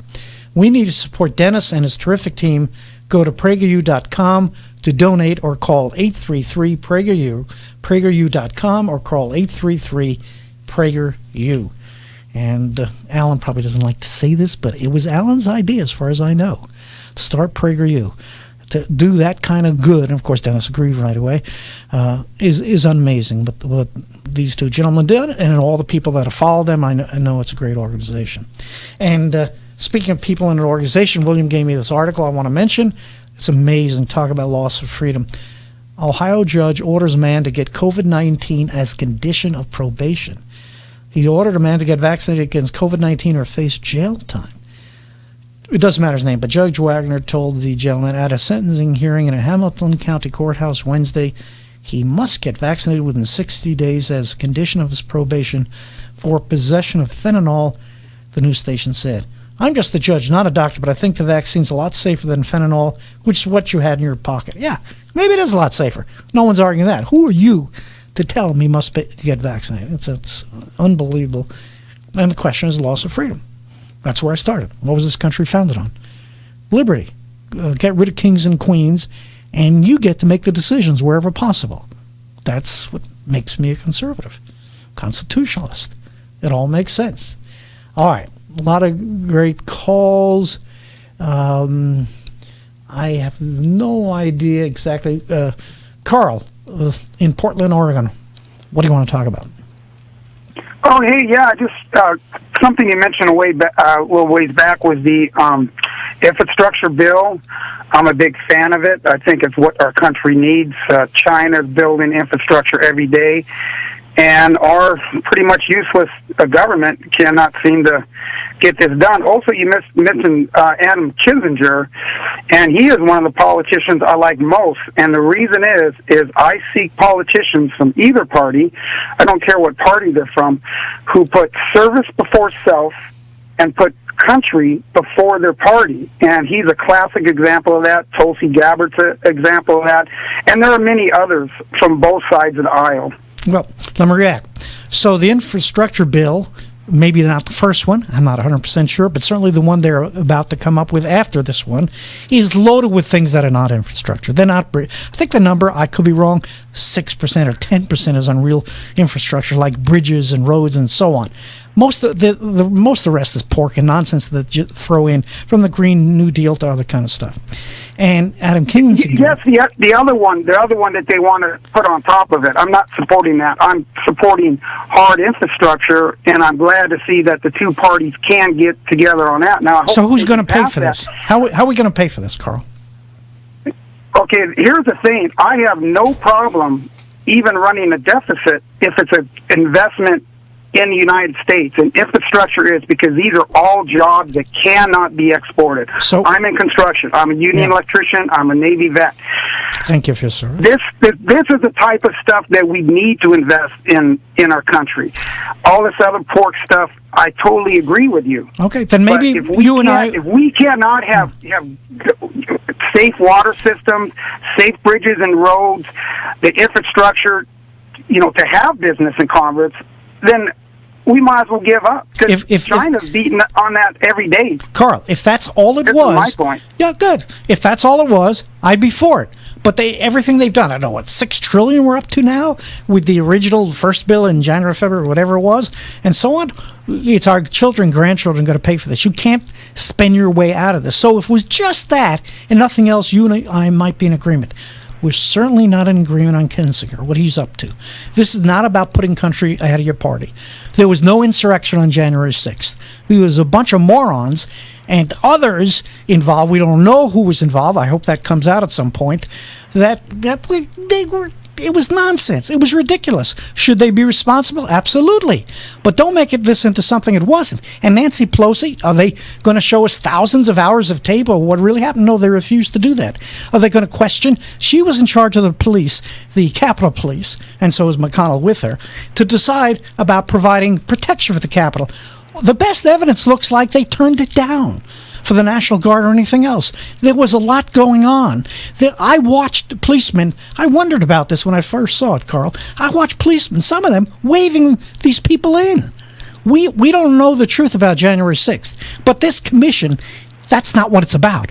It's about to get Trump and his supporters, people like me, to make them look like the biggest insurrection, while Antifa and BLM actually took lives and burned down buildings, and none of those people are being prosecuted. This is a show trial. I agree with you on that point, sir. I live in Portland, Oregon, and my spouse works for the police department. I'm not defending anything radical on the left nor the right. I'm an independent. Some of my views would definitely seem left to you because I support national health care, but other of my views are farther to the right or more conservative. That's fair. Some of your points I agree very much in, but the problem is the divisiveness in our country and labeling, you could say, all Trump supporters are, all these bad things, racist and that. That's not true. I work with them every day, they're friends or family members. Other people say, the people on the left, they're all for defunding the police and they're all communists. Well, that's not true. I work with these people every day, they're friends and their family. I work with them on the job site. This is what's hurting our country. It's taking people and putting them in a box and labeling them as this because they happen to maybe support one of these two parties or the other. These two parties produced for us candidates for president, and my choice was a choice between cancer and polio. I voted for Congresswoman Tulsi Gabbard. There again, someone that serves our country. See, that's where we Somebody agree. that puts country before party, as Kissinger does. Carl, no. I agree with Tulsi Gabbard. You and I are in agreement on that.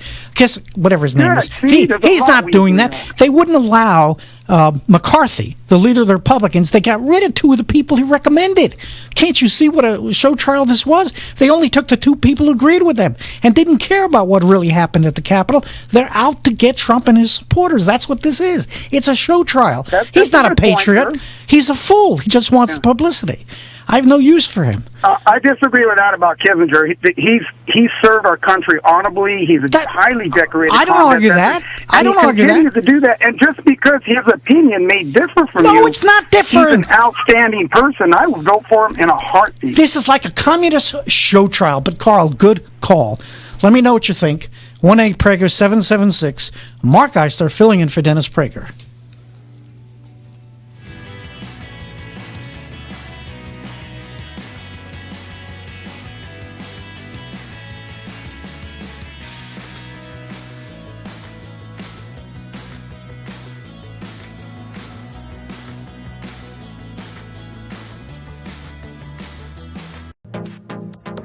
Trending now on the Mike Gallagher Show.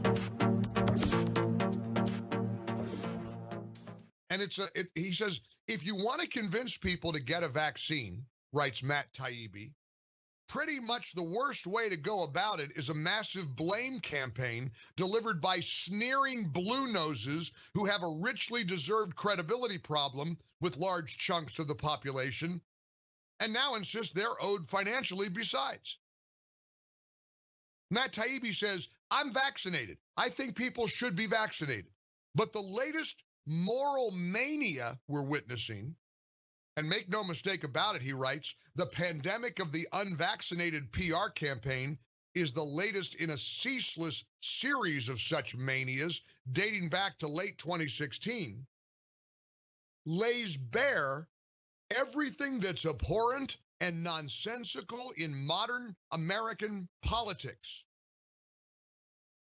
Isn't that, I think that's such a smart reaction. In fact, those panelists on the Five yesterday were very wisely pointing out, Greg Gutfeld said to Geraldo, if you're trying to be persuasive, buddy, it ain't working. It ain't working. 800-655-Mike. Let's just see how persuasive Geraldo Rivera was. Here's Chris on line 1. Hey, Chris, did Geraldo help you make up your mind about the vaccine? Totally. Now I'm really pissed off because my sister is a state worker and she doesn't want to get the vaccine, but she has to do it. So I was going to basically get it to help her move on, okay? But after hearing him, I'm not going to do it. Keep up with what's trending. Subscribe on YouTube and at rumble.com.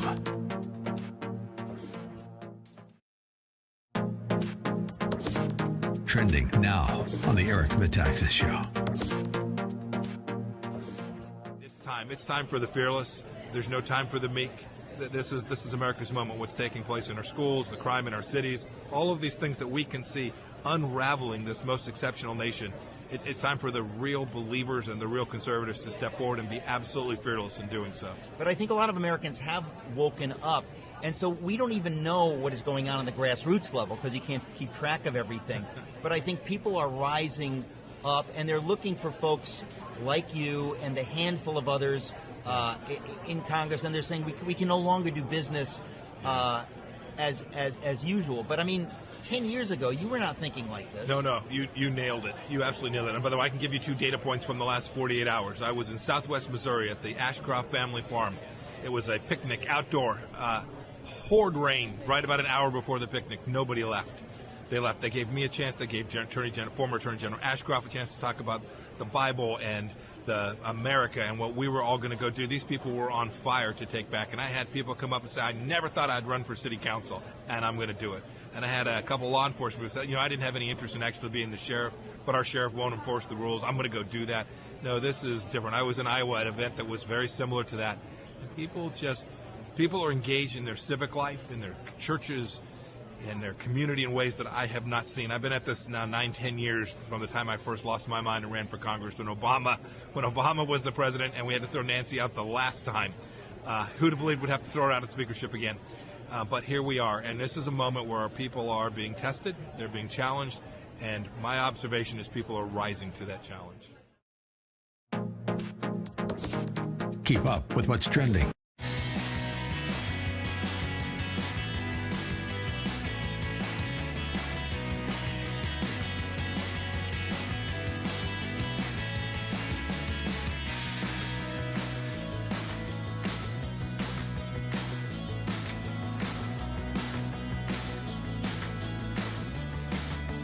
And it takes a while for them to get to you.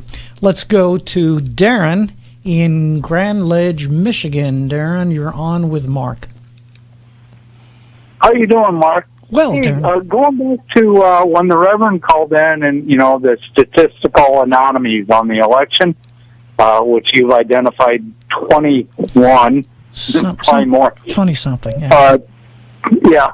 But the one that really gets me is that when we all went to bed at 3 o'clock and Trump was up, let's put it in the terms of a football game. At halftime, Trump's up 13-10, and then you come back at halftime when no playing had been done because supposedly they were stopping the counting. That's right. You come back from halftime and suddenly it's 16-13. Yeah, right. But a couple of, to me, anecdotal, but when you look at all the MAGA cruises and stuff, where people were organizing car drives and whatnot, and people joining along the lines, and the voting armadas, the enthusiasm for Trump was huge.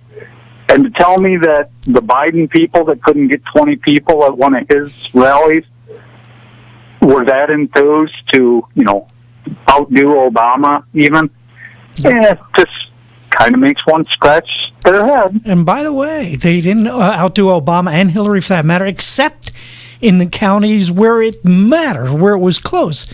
Isn't that convenient how that worked out, right? So Obama and Hillary beat Biden in all these other counties, but not the ones that were the battleground states, or at least some of them. Isn't that curious how that happened, right? That was just one of so many. It's incredible. Right. No, unfortunately, nothing's going to come from it until, hopefully we can make it until 2022 and get the House and Senate back, and then, of course, get one of our people in, whether it's Trump or anybody good. We got to hang in there and keep up the good fight. Thank you. We're totally in sync. Thanks for your call. Let's go to Brent in Los Angeles. Brent, you're on with Mark. Hello, marvelous, magnanimous Mark. What do you want from me? I wanted to respond to the death-head Democrat who called you a liar for not submitting to his Democrat now masks or fascistically forced injections, but who would forbid Americans to take safe, simple, successful, and inexpensive hydroxychloroquine or ivermectin as an alternative to saving lives.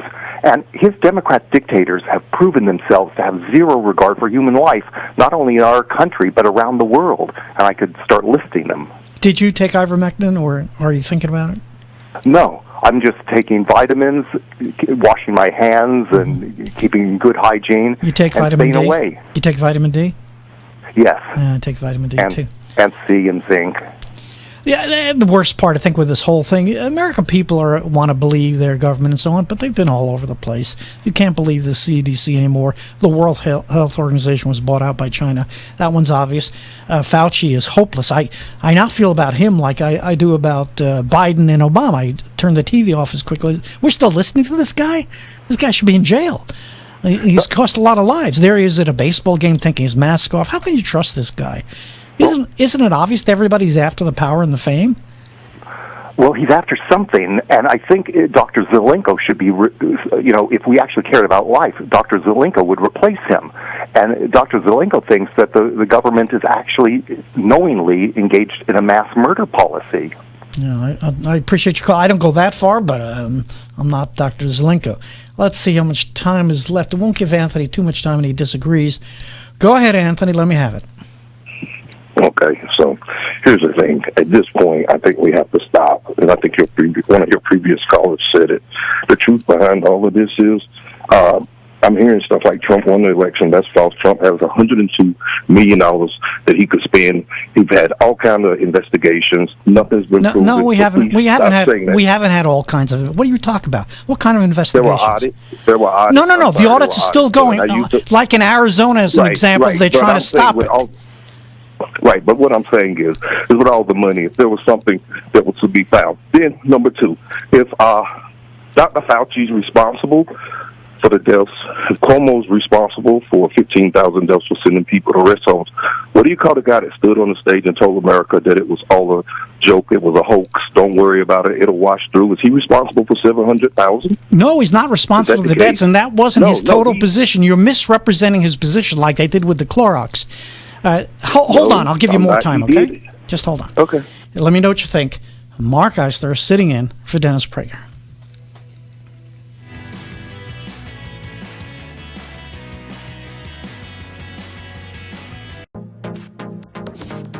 Trending now on America First with Sebastian Gorka. This insane reversal. We've been told by Biden, by Fauci, if you're vaccinated, you don't need a mask. Now you do, perhaps for the rest of eternity. That this decision is based apparently on an unpublished, unpeer-reviewed publication from India about a vaccine that you can't even get here in America. Yeah, and it's actually even better than that because they didn't even understand the study, because in the CDC slide deck, they refer to it as a study in healthcare professionals when in fact it was a study in simulated persons in a laboratory. It was not a study in actual human beings. It was a simulation. Yes, it was a simulation. It was a lab simulation in India using vaccines that are not used in the United States and that failed peer review. So it had already been rejected for publication at the time that they relied on it in this slide deck. And now they are sort of, scrambling for other justifications for the policy, having already rolled it out. And just an hour or two ago, they rushed out a new study out of Provincetown, Massachusetts, that I suppose is now the new justification for it, the India study having been discredited. Do you have, because you've got to follow this guy at Kerpen, Kerpen on Twitter. You are one of the most ardent, conscientious, and just trenchant followers of the truth on this issue. Keep up with what's trending. Subscribe today at rumble.com. Here at Salem Media Group, we're delighted to welcome you back to your old habits and haunts. Nice to see you at our restaurants. We've been waiting a long time for you to return. Nice to see you at the salon, the post office, the flower shop. Nice to see you back in the office. Nice to see all those cars on the freeway again. Yay! Hello, Bedford Falls! For over a year, America has been fighting to get back to normal. This Salem radio station has been fighting right alongside you. Now we're back. You're back. It feels so good to be back. Welcome back to the real Trending now on the Mike Gallagher Show. And I know so many people who are resistant to the vaccine. It's just a fact of life. And there are people in all walks of life, white people, black people, Hispanic people, members of the military, the healthcare profession. You know how many nurses, and dare I say doctors, physician's assistants, unwilling to get the vaccine? It's more than a little. So what do we do with them? What do we do with those people? In fact, that's been one of the most unreported stories of the whole crisis of this pandemic. Healthcare workers who are unvaccinated. Keep up with what's trending. Subscribe on YouTube and at rumble.com.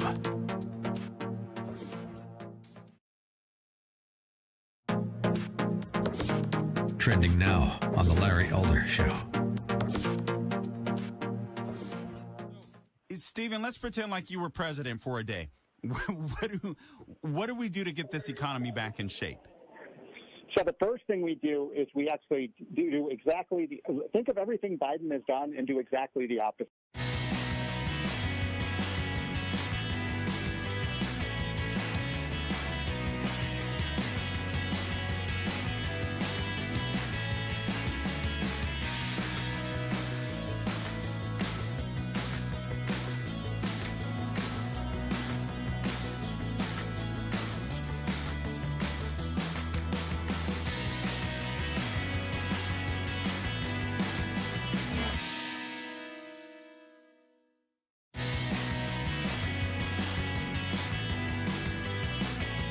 Anthony, I just want to respond, then I'll give you a chance. So you said all these investigations, they didn't have investigations. The courts almost always turned it down. Things like no standing. And in fact, the Supreme Court was outrageous not to take some of those cases, like Pennsylvania, where they changed the law despite what the Constitution says that the states get to do it. So almost all the cases were turned down. And then you said Trump calling it a hoax or something. Yeah, Trump sometimes says things that I wish he wouldn't say, but you got to go by his actions. What did he do with shut down travel from China and then started a warp speed vaccine, which was unheard of? Everybody, including Kamala Harris and Biden, I wouldn't take that vaccine. We don't trust that it would occur that quickly, and it did. So go on, it's your turn. I actually agree. I think that he did great things with that. There's no question. But I'm saying, if we're going to blame one guy because he made a mistake and did 15,000 people's lives, maybe, you got to be able to, come back over to the other side and say maybe a few died because they were following the advice to just, let it pass and so on. Anyway, moving on. Wait, I want to compliment you. No, I want to agree with you. So I want to ask you a question. So in terms of Fauci, Dr. Fauci, do you trust him? Hasn't he been all over the place? It sounds like you're a decent guy. Wouldn't you admit that? I mean, he's been everywhere. How do you know what to believe? Okay. Here's what I'll tell you. He is a doctor. I have gone into many doctors, and they try things, and they don't work because things change. I mean, we're talking about a virus no one knew about. To have a doctor tell you one day, I want you to do this. We hope this works because we don't know what we're doing right now specifically. This is the best advice we have. it works or it doesn't work, and then something changes. So they put you on a different medicine. And then, that medicine works for a couple of weeks, but it loses its effectiveness. So do we say after the fourth or fifth medicine that was given to the patient that doctor didn't know what he was talking about? He was wish-washy. It's not a fair assessment. But he continues to be disingenuous. I'll give an example. I was looking for my story while you were talking. No, you're fine. He said he's worried. I don't want to misstate what he said. He's worried about this vaccine and what's to come. People have to be concerned. And when asked about Obama's gathering, wasn't that a super spreader event? He either ignored it, it didn't say much. I don't want to misrepresent it, but it's so clear he's not being your honest local doctor that you go to. You're right, Anthony. You go to your doctor and something, we tried that didn't work. I don't see that in Fauci, although I don't want to make him the issue. It's really the CDC. They become, and the World Health Organization, they become political. No one trusts them. Or that's unfair of me. A lot of people don't trust them because they've been all over the place. And it's not just because they don't know. A lot of it's about power. Well, I think what we're saying about it becoming political, it was made political almost the first day when it was said it was a Democratic host. That made it, political right there. Moving with that, you got McConnell who said point blank, we will give them nothing. We won't work with Joe Biden. He said it point blank. Then you got Graham who came behind him and said, I don't care about anything else but winning. And that is I think Biden was a friend of, let's be fair, Biden was a friend with McConnell for years. They worked together in the Senate. He didn't say what he did about Obama. You can pick on me and people like that. McConnell, when he said, I want him to lose, I wanted Obama to lose too, not to be successful because of what he believed. But McConnell's on the other side. He wants to work with him. I don't trust McConnell for that very reason as a conservative. So I don't even think you have McConnell right. Well, here's the thing, and I'm glad you said that because I keep hearing about if you don't toe the line with Democrats. Do you know how many people you guys have eaten because they said something bad about Trump or they didn't agree with Trump? You've eaten them alive. That's not why. That's not why. That's not why. I just want them to be principled. I didn't. There are a lot of Republicans that ran against Trump. By the way, I didn't support. I was just in sync with Dennis on this. Trump was my next to last candidate in the primary. The only one worse was Kasich. I didn't even trust him at the beginning. Because of his bravado and TV persona and so on. But I go by what they do. He was a great president, so you can disagree with the president, but although I must admit, Anthony, you're bringing out some great points, I care about loyalty, too. Tucker Carlson is my last one. Yeah. Are we using for the Republican Party? We're using Tucker Carlson, the guy who had a case thrown out of court because the judge said, if I have it right, maybe you can correct me, but no reasonable person could believe that this guy. Is that the guy that we're using to carry the mantle for the Republican Party? No, really? I used him because he's on the meeting, he's on the air, and he's brought out, and let's see what happens, that I believe it is true that the FBI was involved in some way with that January 6th uprising, if not only to have informants. Anthony, did you watch, like I did, policemen waving some of these protesters, whatever you want to call them, into the Capitol building? You know what? I believe that there was a possibility that, yes, some police officers saw a big crowd coming and said, come on in. But I'll tell you what, you can listen to another 4,000, you can watch another 4,000 hours worth of video if you choose. That's still not going to take away the video where you saw the men being crushed indoors, where you saw flags that said Blue Lives beating people. You still can't take that away. So you can watch another 4,500 hours of video. Which they won't let us watch, by the way. People are doing. Anthony, why won't they let us watch the videos? Well, you know what, to be honest with you, I don't know. I don't have a good answer. Okay. I'll be honest. Maybe they're using it for something else. But the truth of the matter is I do know what we did see. And there's no way you can take away that guy getting crushed in the door. There's no way you could take away people spraying bear spray. There's no way you could take away beating police officers with flags. Those are the people. No. How many guns were there, Anthony? How many what? Guns were there. Guns? Yeah. Yeah. Here's the thing. Probably from what I understand, just with the police officers, you don't have to have a gun to riot. Okay. When you throw bricks, Black Lives Matter rioted. They went out. They went downtown. They didn't have guns. They threw rocks through windows. They threw Molotov, whatever you call them, cocktails through the window. They broke. So did we have that at the Capitol? They right. Model tongue They cocktails? right. All right. Anthony, I kept you on a long time because you're reasonable, and I have a feeling if you were on my old show with the 2 Democrats, 2 Republicans, after a few shows, I think I'd move you a little my way. What do you think? Okay, Anthony, you were a great call. It was great talking. It's a pleasure. Bye. Thanks so much. I mean, he was a good guy. Let me know what you think. 1-8-Prager-776. I'm Mark Eisler for Dennis Prager. And, we did PragerU. That is what you got to contribute. This is PragerU fundraising month, and you got to contribute. I don't know if there's anything better that's making a difference with young people, older people. It's fantastic. Go give to PragerU.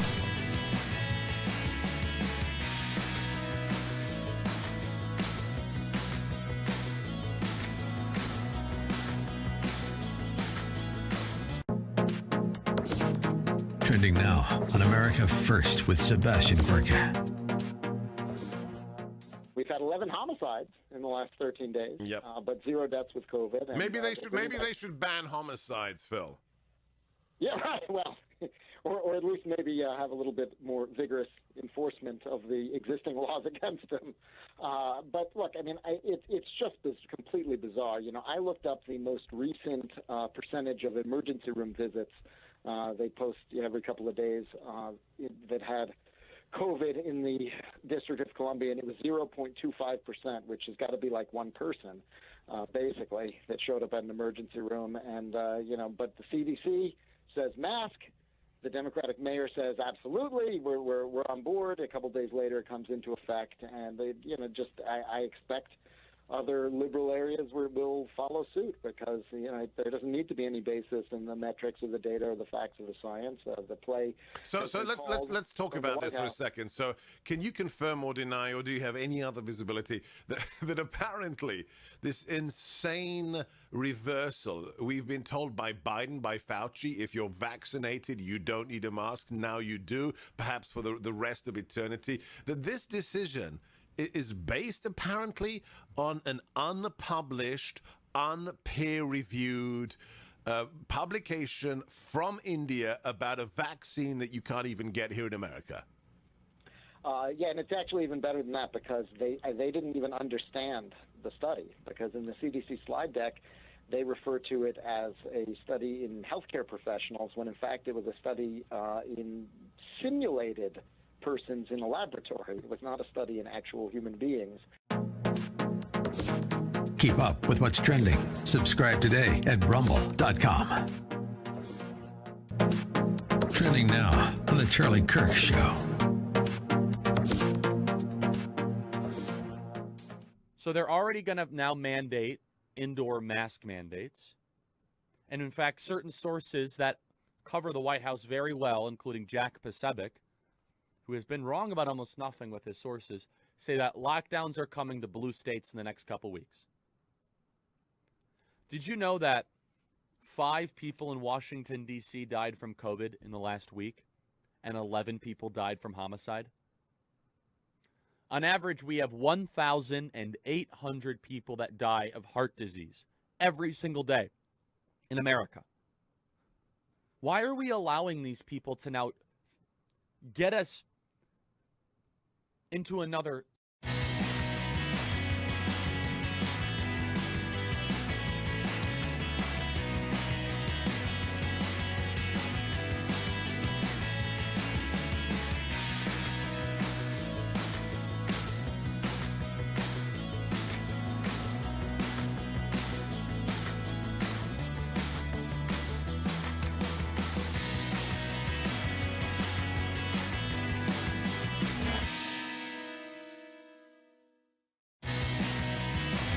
Mark Eisler for Dennis Prager. Anthony, that was a great call. I mean, we're obviously not going to be in total agreement, but it was good. It's the kind of dialogue that is appreciated, certainly by me.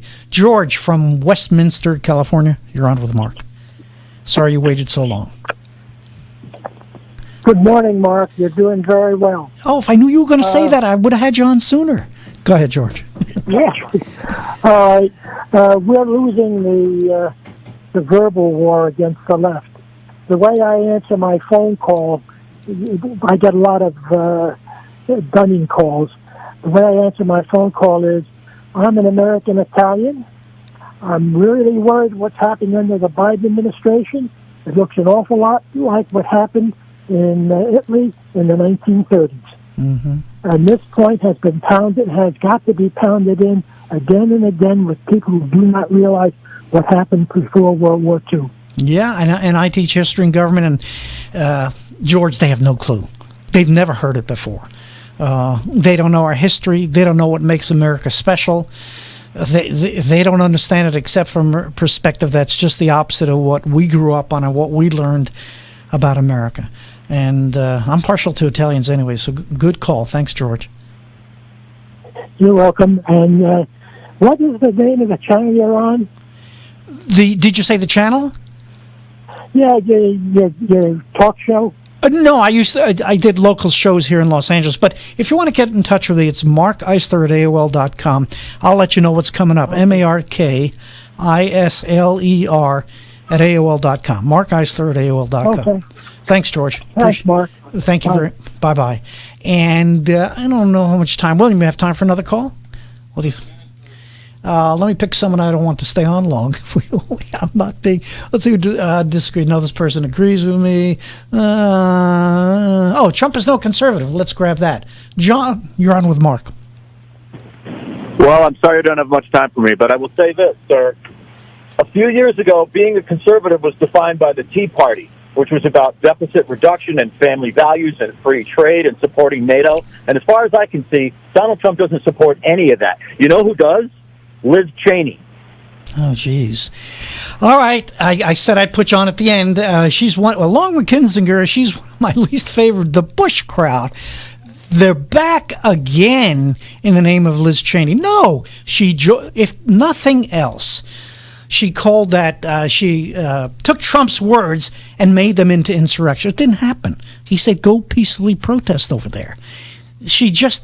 They hated Donald Trump. The Bushes still do. Look what he did to Jeb Bush. Look, he's not always the most tactful guy, but in terms of behavior, I think he's one of the greatest presidents we've ever had. Stay on the air. We're going to do a lot of stuff. I'll try to get to your calls, 1-800-Prager-776. Don't give up. Hopefully, we'll do everything, including your calls, along with Larry Elder next hour, if we connect correctly. Mark Eisler for Dennis Prager.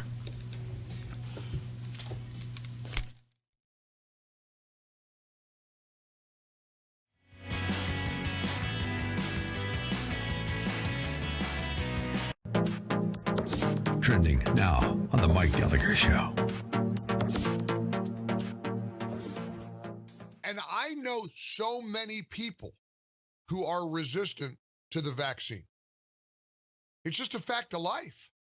And there are people in all walks of life, white people, black people, Hispanic people, members of the military, the healthcare profession. You know how many nurses, and dare I say doctors, physician's assistants, unwilling to get the vaccine? It's more than a little. So what do we do with them? What do we do with those people? In fact, that's been one of the most unreported stories of the whole crisis of this pandemic. Healthcare workers who are unvaccinated. Keep up with what's trending. Subscribe on YouTube and at rumble.com.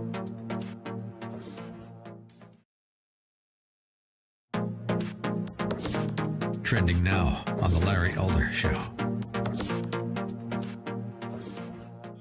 Stephen, let's pretend like you were president for a day. What do we do to get this economy back in shape? So the first thing we do is we actually do exactly think of everything Biden has done and do exactly the opposite. And I'm not kidding, Carl. I mean, we do exactly the opposite of what Biden is doing. You know, we don't need $4 trillion of spending right now. We need to be, after a crisis is over, and COVID is basically over now thanks to Trump and the vaccine, usually after like World War II or after the Cold War, we actually cut spending. We need to be aggressively cutting government spending. By the way, government spending, you know this, Carl, where did this crazy idea come from that government spending stimulates? All the government spending stimulates is government. It doesn't. The only way, let me put it very simply, because this is really important. I know you know this as a businessman. The only way way that the government can give you $1,000 to take $1,000 away from me, right? It's a zero-sum game, and all we're doing is taking money away from producers and giving it to people who don't produce. That's a formula for disaster. You know what? It's so funny that you mention that. I talk about that often on my show, and one of the things, it's frustrating to hear Biden talk about it, but it's even more, it's scary to me that people believe it. That there's such a lack of understanding when it comes to economics that it completely baffles me. It completely scares me that he could say the things that he says about inflation and just completely get away with it. Now think about somebody like Joe Biden. What has Joe Biden done in his life? Well, he's never had a job. I mean, all he's done, he's been in government his whole life. Keep up with what's trending. Subscribe on YouTube and at rumble.com.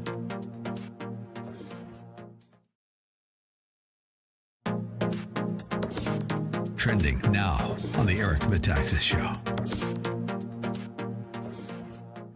And the whole point of it was to do comedy from a Christian conservative perspective that wasn't cheesy, that didn't make us the joke. Because isn't it funny that we always have to start there? Yeah, we're doing it. It's really brilliant, but it's not cheesy. Right. Like we're making films, but it's not cheesy. It's a TV program, but it's not cheesy. That we do that's cheesy. And it is an amazing thing. I said it before, but you guys, it's not just not cheesy. It's brilliant. And actually, in the world in which we live today, it's almost the only stuff that's happening at that level. I mean, there's nothing on the left I can that tell can you compare why. to it. The reason there's nothing good on the left right now, and I know I've followed The Onion for years. They've been around for 20 plus years.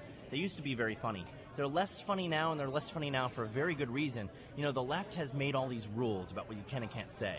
And they also have this idea that you can't offend anybody. Right. So in enforcing these rules, they even do this on comedians. They try to make comedians follow rules. You can't say this, you can't say that, you can't joke about this, you can't offend this people group, Right. You can't punch down, never punch down. Right. And so they make all these rules, and comedians, by their nature, flout rules. They make fun of people who make rules. That's what comedians are supposed to do, right? That's really their role in all of this. And so to handcuff comedians in that way, leftists are actually by trying to kill comedy and strangle it, they're creating an opportunity for people on the other side of the aisle to say the things that you're not supposed to say, make the jokes you're not supposed to make. It's fascinating to me to see people who might previously have identified as on the left or something pushing back against the cancel culture and the absurdity of this, because they usually the ones who are doing that with the right.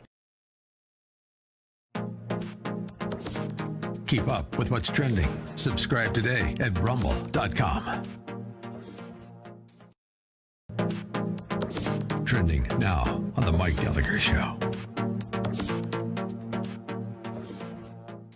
And he says, if you want to convince people to get a vaccine, writes Matt Taibbi, pretty much the worst way to go about it is a massive blame campaign delivered by sneering blue noses who have a richly deserved credibility problem with large chunks of the population and now insist they're owed financially besides. Matt Taibbi says, I'm vaccinated. I think people should be vaccinated. But the latest moral mania we're witnessing, and make no mistake about it, he writes, the pandemic of the unvaccinated PR campaign is the latest in a ceaseless series of such manias dating back to late 2016, lays bare everything that's abhorrent and nonsensical in modern American politics.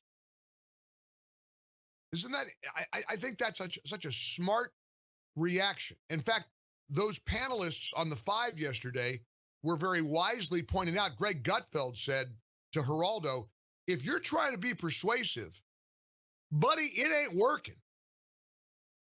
It ain't working. 800-655-Mike. Let's just see how persuasive Geraldo Rivera was. Here's Chris on line one. Hey, Chris, did Geraldo help you make up your mind about the vaccine? Totally. Now I'm really pissed off because my sister is a state worker and she doesn't want to get the vaccine, but she has to do it. So I was going to basically get it to help her move on, okay? But after hearing him, I'm not going to do it. Keep up with what's trending. Subscribe on YouTube and at rumble.com.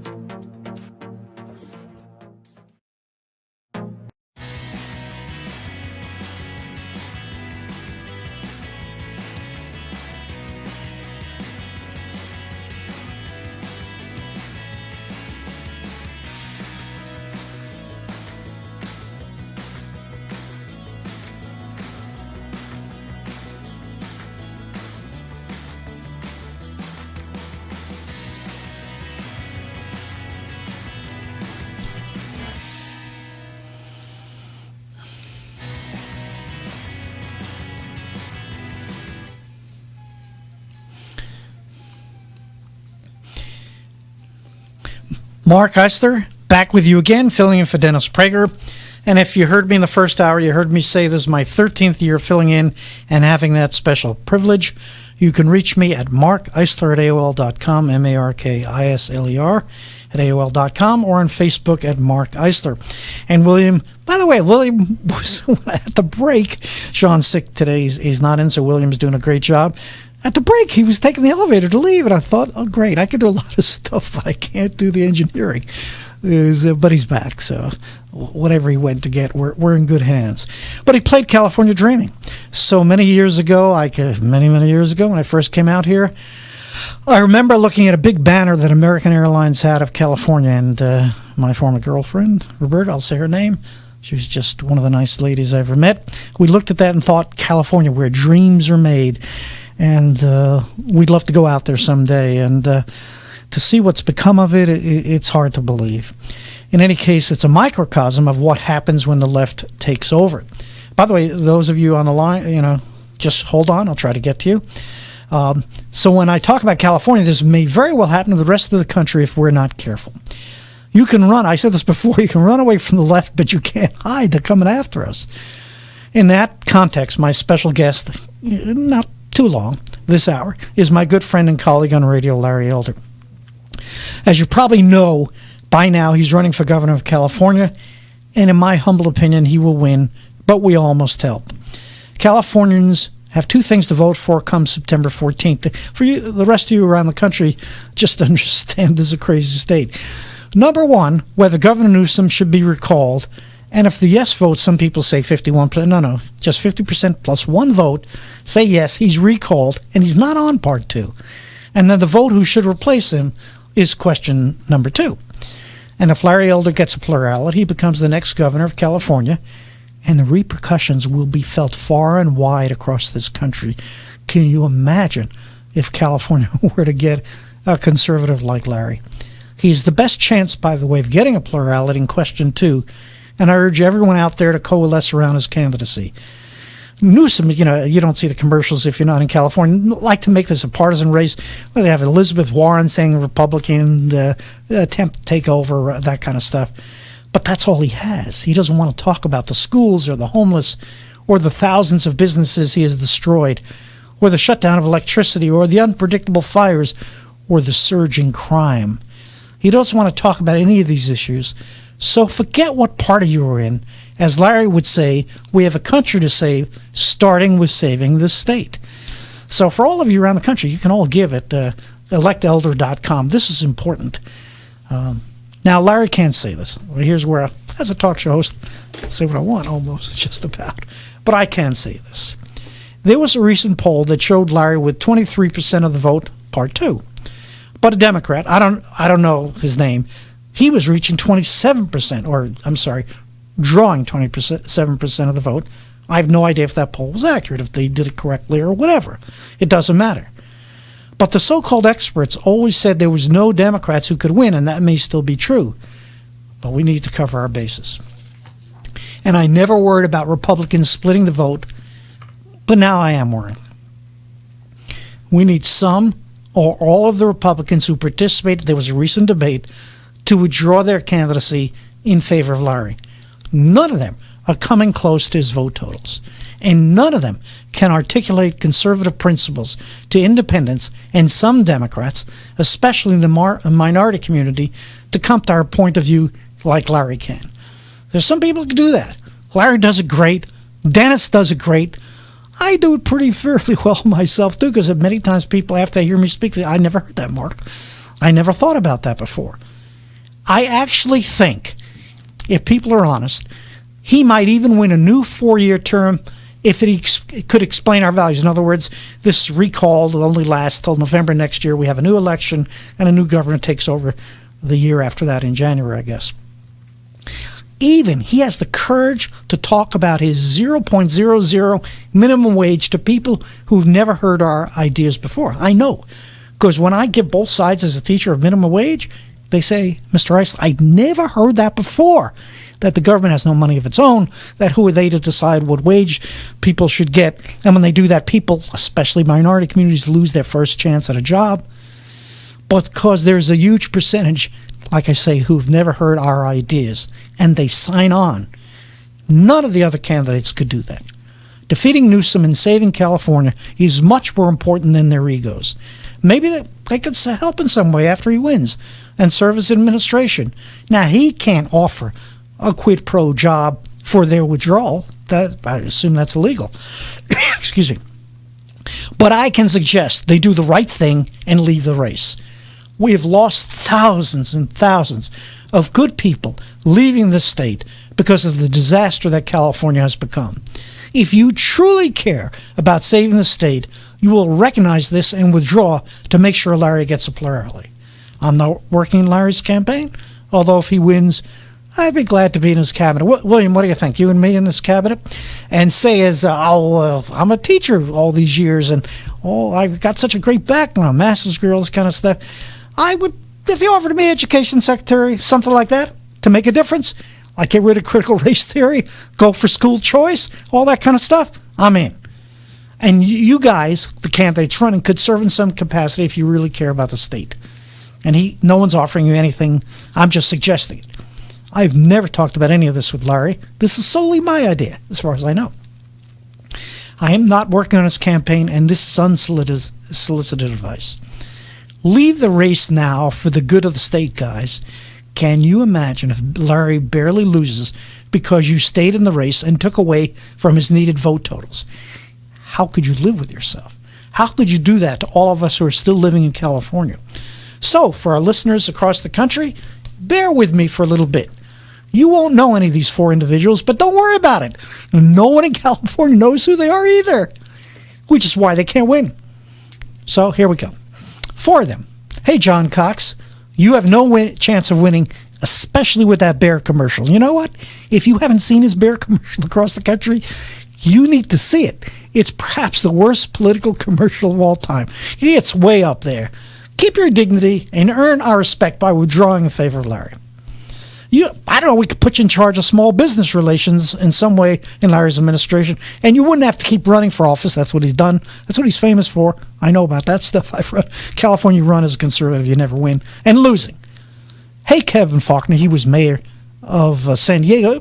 We could make you in charge of city relations throughout the states, and you could live in San Diego, beautiful San Diego, where you once served as mayor. You have no chance of winning. Give it up. Hey, Kevin Kiley, a young guy, you could be legislative liaison or become a legislative leader for Larry, where you wouldn't have to talk faster than me. William, have you watched him? This guy talks way faster than me and Larry, or mention you graduated from Harvard. I have this thing about graduating from Harvard. Hey, William, did you graduate from Harvard or was it Yale? I can't keep up. It was... He's stuttering. He said LA Valley College. I guess he didn't go to Harvard or Yale. Hey, Doug Ossie, I think this is the final guy, yeah, fourth. You could be California's representative in Washington, where you once served. Only this time, maybe people would know who you are. You have zero chance of winning. Okay, I didn't really mean to insult these gentlemen, but they do need to withdraw from the race. And if you are one of their president's supporters, you must tell them to withdraw to save our state. I hope you believe me on this.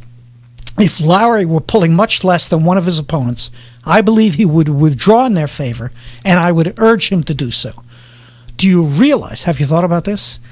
Do you realize what tyranny we will have if Gavin Newsom doesn't get recalled?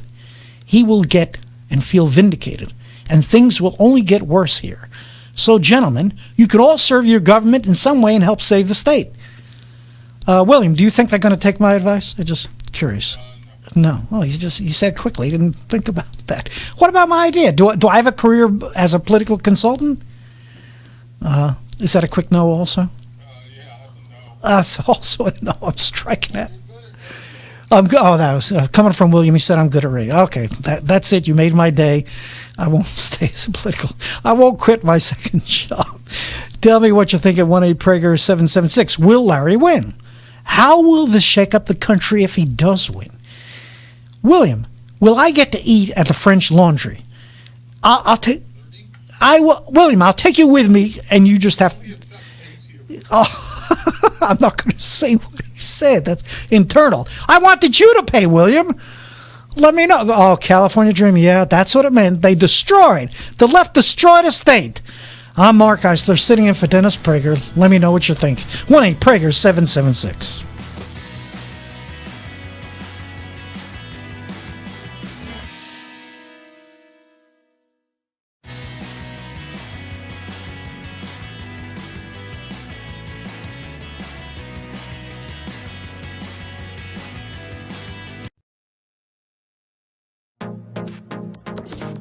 Trending now on the Eric Metaxas Show. I mean, if you're going to censor yourself in deference to that power that's above you, that's telling you what you can and can't say, then you are the joke. You're not making jokes. You are the joke. Comedians, in our situation, what we look at is what we're doing. We're often accused. We're lately have been accused of punching down. We're punching back. We're not punching down. This is a situation where conservatives are literally on the ropes in the culture battle. Yeah. And they're defending themselves against this top-down attack, this top-down tyranny from progressive ideology that's coming from celebrities, it's coming from corporations, it's coming from politicians. Yeah. We're not punching down. We're punching back at that stuff. So how big has the Babylon Bee, it's grown dramatically, but give us some numbers so we have a sense of where you've come from in the last 4 years. Well, so in the last 4 years, we've crossed the 1 million follower threshold on most of our social media. You know what? I believe I was the 1 million follower. Were you? And don't I get something? You get something. You get like a million. What is the currency in Venezuela? What's it called? Zloty? No, that's another country. Yeah, it's worth almost nothing. I think you get 30 cents. But you know what? That's better than nothing. It's almost nothing, but it's not nothing. 1 million followers. A million followers on Twitter, a million followers on Instagram, 1 million followers on Facebook. We're on all these platforms. Yeah, on each of them. Yeah, on each of them. But here's the thing: that million is worth more than the normal million. What I mean is, anybody who appreciates the humor of the Babylon Bee has to be sophisticated, because it is brilliant humor. It's not broad. It's not stupid humor. It's brilliant humor. You have to be aware of who you're making fun of and whatever. The funniest thing sometimes we go for the low-hanging dumb jokes. Keep up with what's trending. Subscribe today at rumble.com. Trending now on America First with Sebastian Gorka. This insane reversal. We've been told by Biden, by Fauci, if you're vaccinated, you don't need a mask. Now you do, perhaps for the rest of eternity. That this decision is based apparently on an unpublished, unpeer-reviewed publication from India about a vaccine that you can't even get here in America. Yeah, and it's actually even better than that, because they didn't even understand the study, because in the CDC slide deck, they refer to it as a study in healthcare professionals, when in fact it was a study in simulated persons in a laboratory. It was not a study in actual human beings. It was a simulation. Yes, it was a simulation. It was a lab simulation in India using vaccines that are not used in the United States and that failed peer review. So it had already been rejected for publication at the time that they relied on it in this slide deck. And now they are sort of, scrambling for other justifications for the policy, having already rolled it out. And just an hour or two ago, they rushed out a new study out of Provincetown, Massachusetts, that I suppose is now the new justification for it, the India study having been discredited. Do you have, because you've got to follow this guy at Kerpen, Kerpen on Twitter. You are one of the most ardent, conscientious, and just trenchant followers of the truth on this issue. Keep up with what's trending.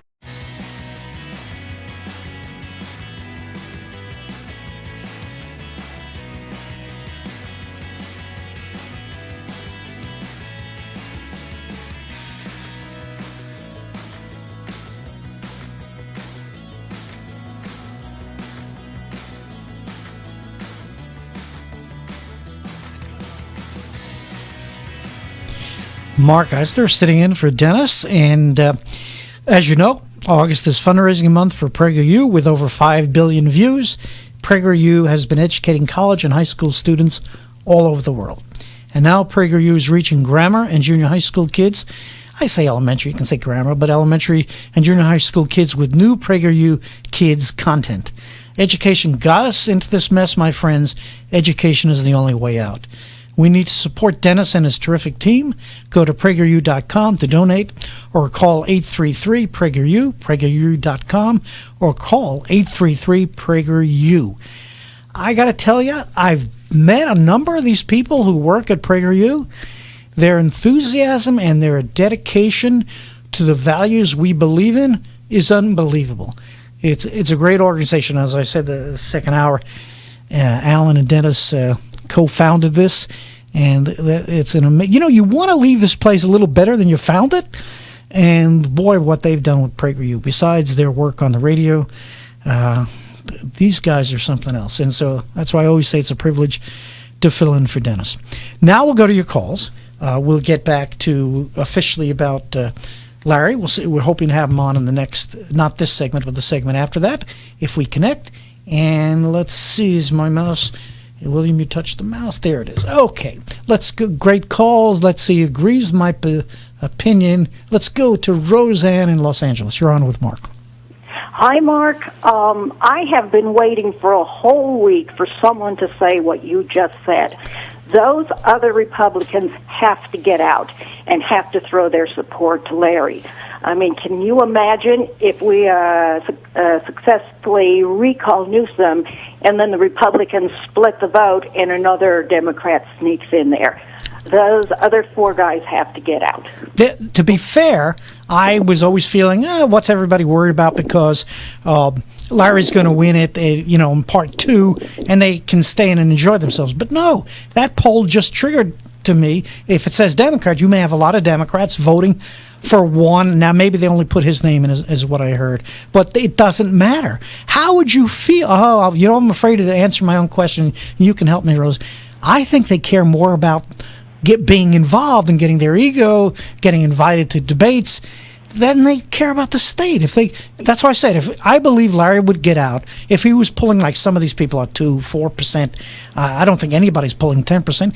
Get the heck out. Imagine if it comes and Newsom stays or another Democrat replaces him. How could you live with yourself? That's right. I agree with you totally, Mark. Thanks for saying it. And absolutely. And to be fair, I would tell Larry to do that. You could say, you're making that up. You mean if Larry was polling 4%? I think Larry would get out.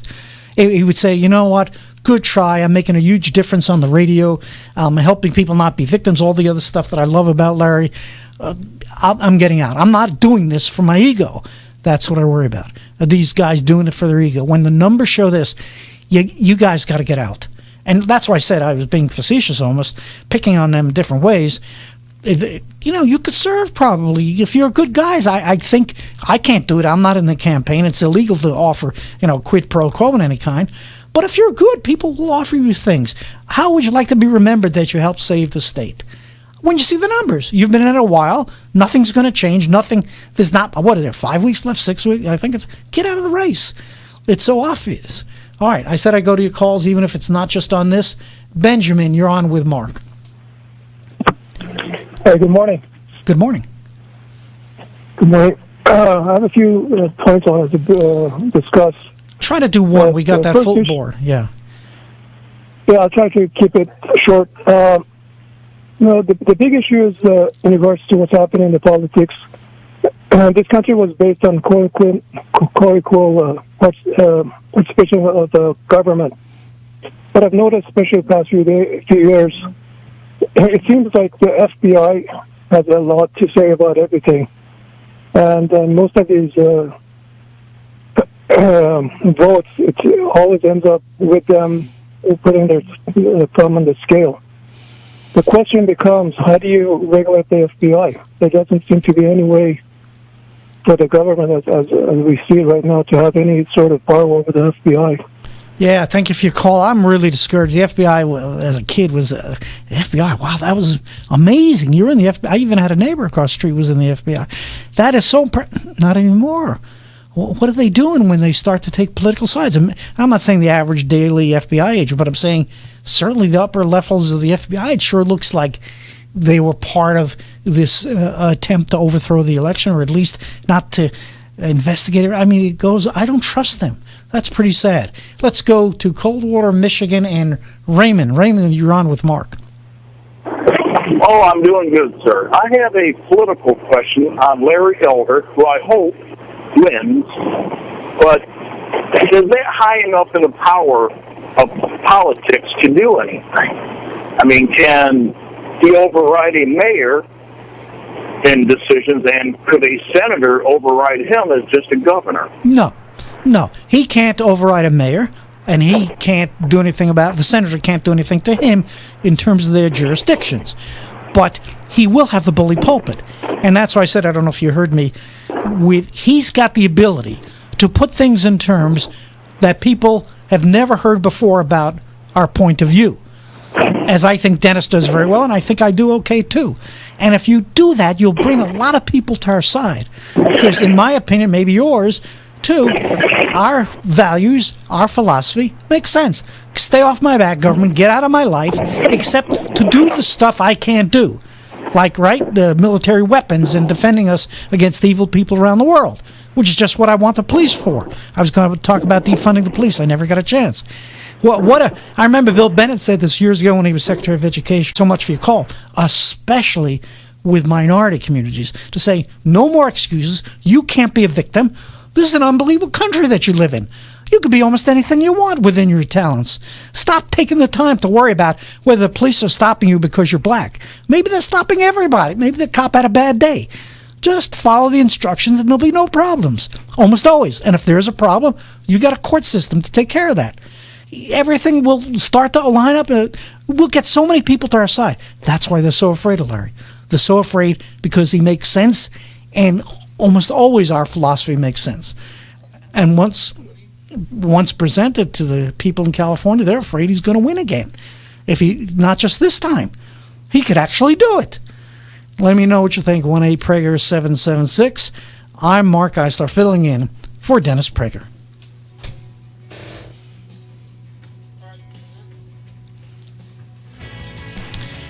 Now,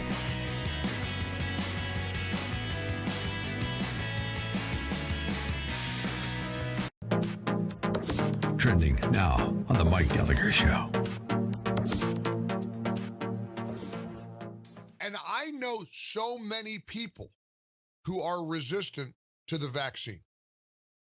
It's just a fact of life. And there are people in all walks of life, white people, black people, Hispanic people, members of the military, the healthcare profession. You know how many nurses, and dare I say doctors, physician's assistants, unwilling to get the vaccine? It's more than a little. So what do we do with them? What do we do with those people? In fact, that's been one of the most unreported stories of the whole crisis of this pandemic. Healthcare workers who are unvaccinated. Keep up with what's trending. Subscribe on YouTube and at rumble.com.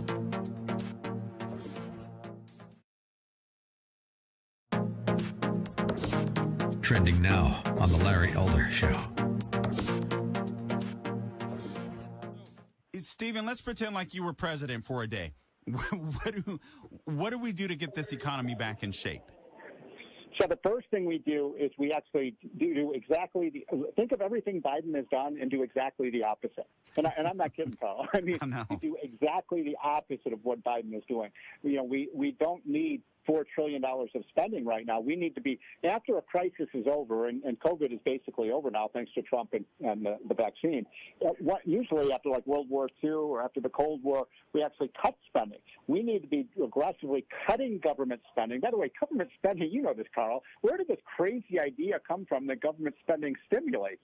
All the government spending stimulates is government. It doesn't. The only way, let me put it very simply, because this is really important. I know you know this as a businessman. The only way that the government can give you $1,000 is to take $1,000 away from me, right? It's a zero-sum game, and all we're doing is taking money away from producers and giving it to people who don't produce. That's that formula for disaster. You know what? It's so funny that you mention that. I talk about that often on my show. And one of the things, it's frustrating to hear Biden talk about it, but it's even more, it's scary to me that people believe it. That there's such a lack of understanding when it comes to economics that it completely baffles me.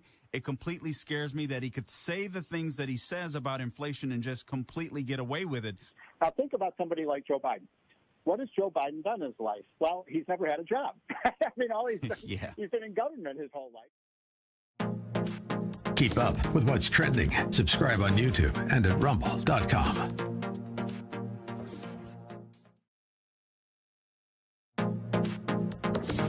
Trending now on the Eric Metaxas Show. And the whole point of it was to do comedy from a Christian conservative perspective that wasn't cheesy, that didn't make us the joke. Because isn't it funny that we always have to start there? Yeah, we're doing it. It's really brilliant, but it's not cheesy. Right. Like we're making films, but it's not cheesy. It's a TV program, but it's not cheesy. That we do that's cheesy. And it is an amazing thing. I said it before, but you guys, it's not just not cheesy. It's brilliant, and actually in the world in which we live today, it's almost the only stuff that's happening at that level. I mean, there's nothing on the left I can that tell you compare why. to it. The reason there's nothing good on the left right now, and I know I've followed The Onion for years. They've been around for 20-plus years. They used to be very funny. They're less funny now, and they're less funny now for a very good reason. You know, the left has made all these rules about what you can and can't say. And they also have this idea that you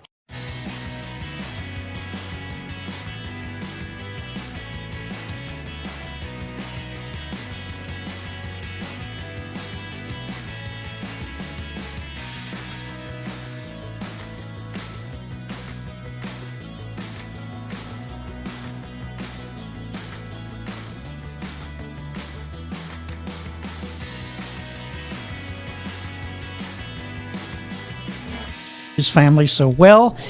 I may not be the first, but let me try. Welcome, Governor Larry Elder. Well, Mark, thank you for that. We're a little premature, but I'll take it. Am I the first to say that? No, you're not the first to say it. Failing, I was trying. Yeah, but it has a nice ring to it. I'll give you that. You'll go with it, right? It'll work after a while, right? Absolutely. Larry's part of what I always call the real American family. I knew his dad and his brother Kirk, but I was especially close to his mom, Viola. She was like a member of my family and came to family events. I miss her terribly. Larry, your mom never allowed you to be a victim, did she? No, she never did. And you were very, very close to my mom. She adored you. My dad adored you. My brother adored you. And thank you for being such a great friend to my family. But you're right. My mother always told me nobody can make you feel inferior without your permission. And so every now and then someone would say something racial. And my mother always told me to put it in perspective. Consider the source. Most people don't care about that. Most people want people to realize their God-given ability and don't assume that because somebody said something, you can extrapolate that to the white people or to the white race or anything like that. Tell the story about when you came home from school one day and you thought your teacher was a racist or something like that, but because of what the teacher said and then what your mom's reaction was. Well, Mark, we read a poem in class by a man named County Cullen, and it went like this. While riding through a Baltimore small and full of glee, I saw a young Baltimorean keep looking straight at me. Now, I was young and very small, and he was no whit bigger, and so he smiled. So I smiled, but he poked out his tongue and called me, you know what. I saw the whole of Baltimore from May until September. Of all things that happened there, that's all that I remember. Teacher was upset.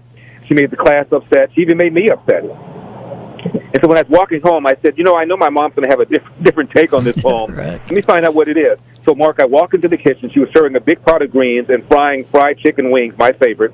And I said, Mom, we read a poem in class and got everybody upset. I want to get your reaction to it. She said, go ahead. So I'm reading it. And I said, well, riding through old Baltimore, so small and full of glee, I saw a young Baltimorean keep looking straight at me. Now, I was young and very small, and she was no whit bigger. He was no whit bigger. And so I smiled. But he poked out his tongue and called me, you know what? I saw the whole of Baltimore from May until September. Of all things that happened there, that's all that I remember. My mom took the spoon out of the side of the pot, hit it on the side, and said, Larry, what a shame he allowed something like that to spoil his vacation. How many wings do you want? Oh, your mom. The love you had for each other always shined through.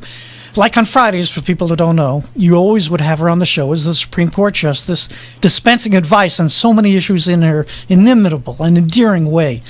Do you know how many people believe she was a real Supreme Court justice, including for a while my mother?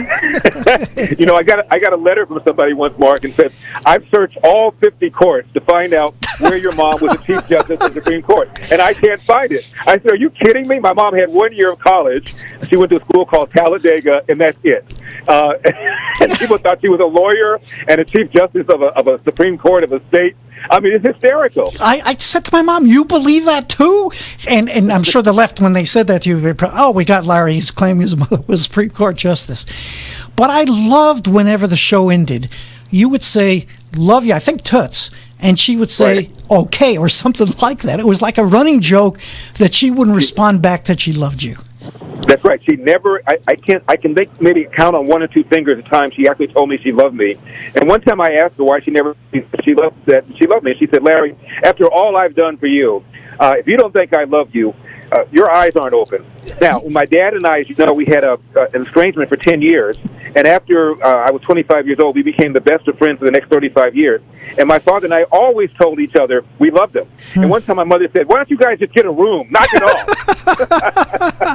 Well, you know, Larry, that was the other time in our history when people, you just saw your dad especially, what they did. They worked so hard for you. You were supposed to know they loved you. They didn't have to just tell you all the time they loved you. Well, that's right, and I think a lot of kids want to grow up with that Leave It to Beaver kind of Ward Cleaver dad, and that just was not that generation. My dad was a Marine, as you know. He did not wear his emotion on the sleeve, and he expected you to do the right thing, and he didn't need to run around telling you how much he loved you. That didn't happen until we became adults because we were kind of making up for the 10 years we didn't really speak to each other. But no, my mother and father never said that, and I have a lot of relatives, and I would visit them in the South, and they were all the same way. Just matter-of-fact people did their job, and they expected you to respect them, and they expected you to appreciate them for all the work that they're doing. If you don't appreciate them now, maybe when you get a little older and get a little wiser, you will. You know, radio, Larry, we got to go to the break. Can you stay a little more with us? I can. Terrific. My guest is Larry Elder. Maybe I can get some of your calls in, 1-8-Prager-776. Mark Geisler filling in for Dennis Prager.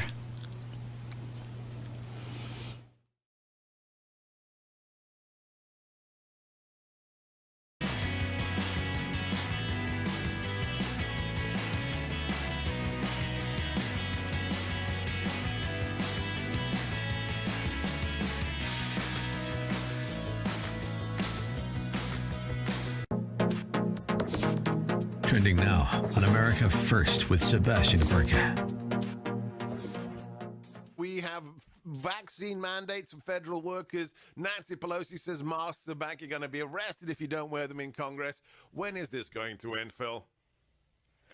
You know, it's I don't know when it's going to end. We've got the masks are mandatory again in Washington, D.C.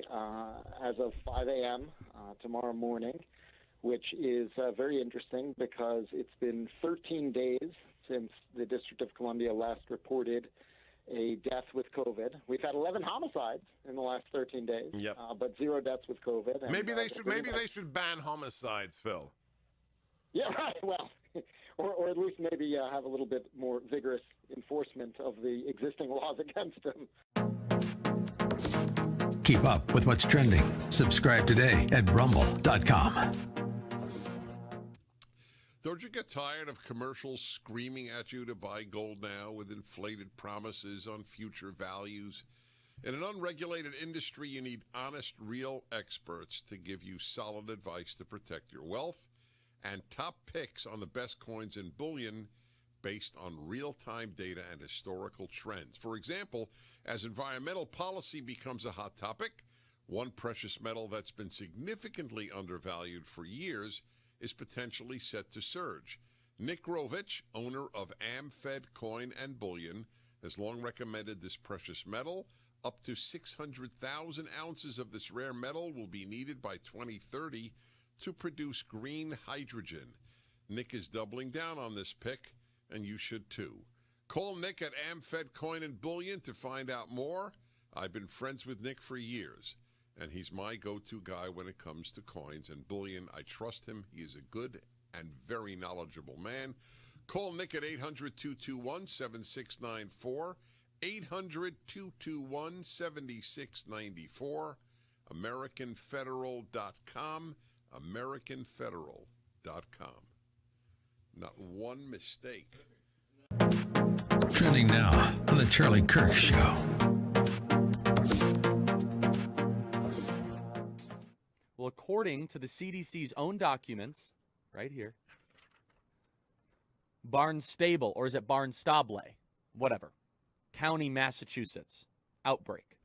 In all bold. No difference in mean CT values in unvaccinated and vaccinated cases. In fact, the vaccinated cases were 0.4% higher. That's the CDC's own data. That vaccinated Americans in Massachusetts, I'm just reading from the document, in Barnstable County, that the median among vaccinated was N equals 80. I'm not sure what that value represents, but 21.9. Unvaccinated, N equals 65, 21.5. I'm guessing that's how many people they were testing. I need to go look at what the values represent. It says here that risk of infection, reinfection with the Delta variant may be higher compared to the Alpha variant, but only if prior infection is 180 days earlier. It says this, that the Delta variant may cause more severe disease than the Alpha or the ancestral.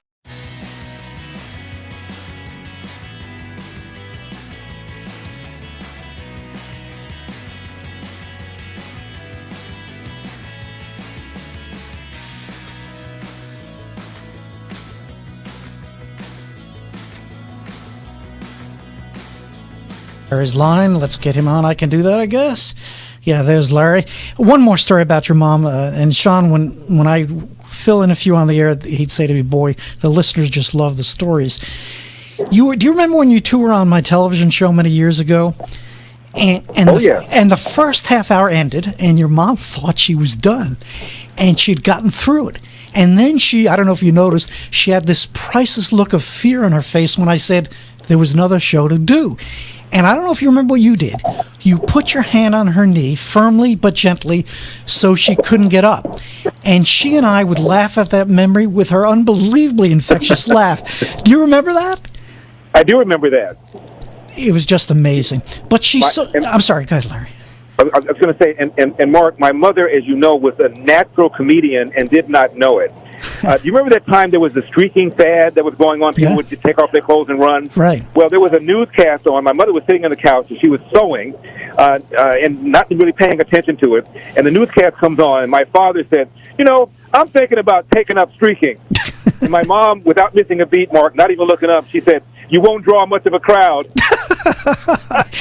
She was. Oh, my goodness. I mean, and I don't even know, we would talk at least once a month, and I would wait for that laugh. Even if she was down about something in her family life, she would eventually laugh, and it was an unbelievable laugh.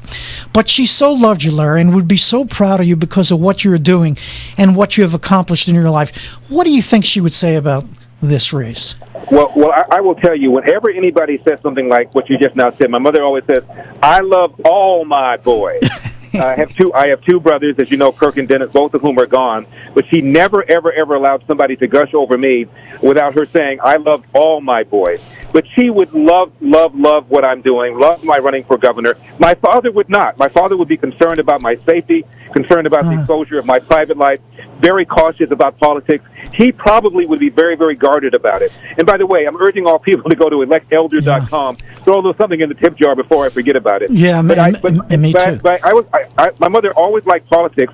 She liked politics more than I did, and she would have been the first one encouraging me to run. And I always told my mother, if she'd ever gone into politics, she would have been senator. If she'd gone into crime, she would have been Jack the Ripper. And I was going to say that about your dad. I thought of him as Mr. Class. That's what I remember about him. Yeah. And I don't think he would have reacted in many words, but it's interesting to hear your take on him. How about your brother Kirk, a Democrat that was part of your feature, Phonobro? And one of the times I filled in for you, Sean tells me, he said, oh, no, they wait for Larry's this game show for hours just to talk to your brother Kirk. I couldn't believe it. I know he would be in your corner, but as a Democrat especially, what would he say? My brother would have got a kick out of this, and as you know, he is a Democrat, registered Democrat. So was my mom, and I worked on him and worked on him and worked on him. I got them both to vote for George W. Bush, but they wouldn't change their party affiliation. But no, my brother would be very proud of me. He was always proud of my achievements. Came to my events, and people loved him because he was so down to earth. As you know, he was a military vet. And as was my dad. My dad was a Marine, and both of them were proud of their service, but they never carried it on their sleeve. I talked more about it than they did. But Kirk would have been very happy. Well, one of the reasons I bring up your family story is because you have such a message of hard work and never giving up and not complaining to take those who may temporarily be down on their luck. Tell us about that. And by the way, I think that's why Newsom and the Democrats are so afraid of you. I believe you could win the general election after people around the state heard you.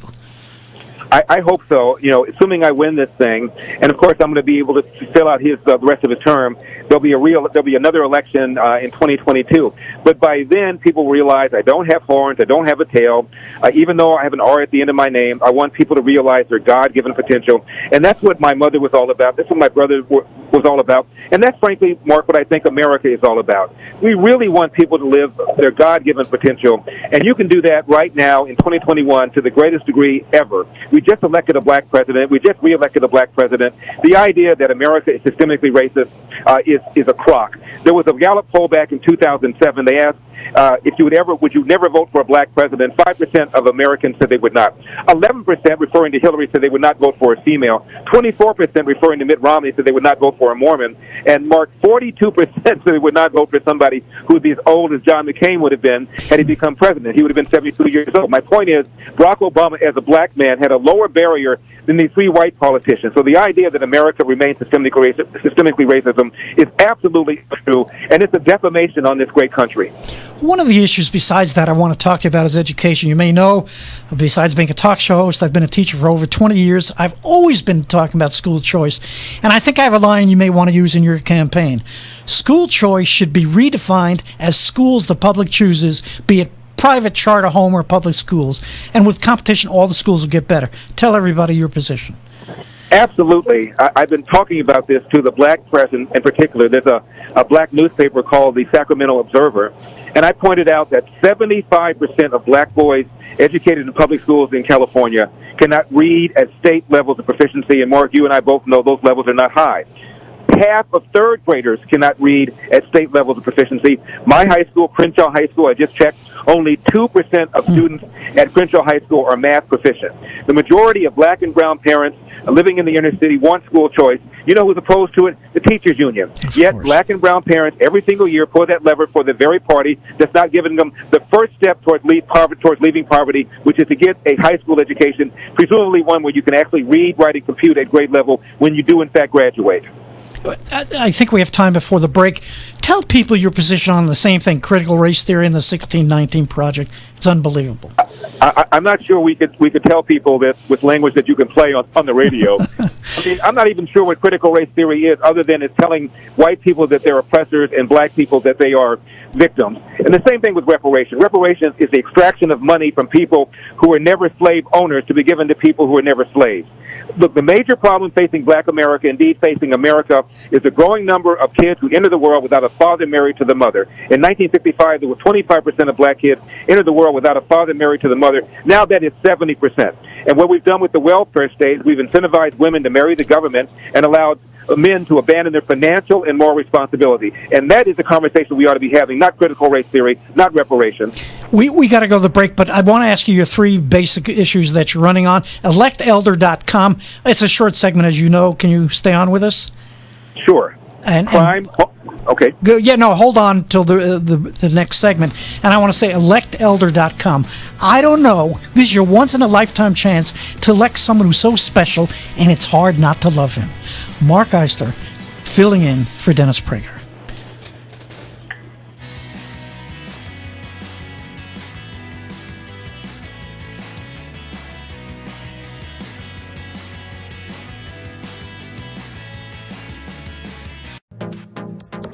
Trending now on the Mike Gallagher Show.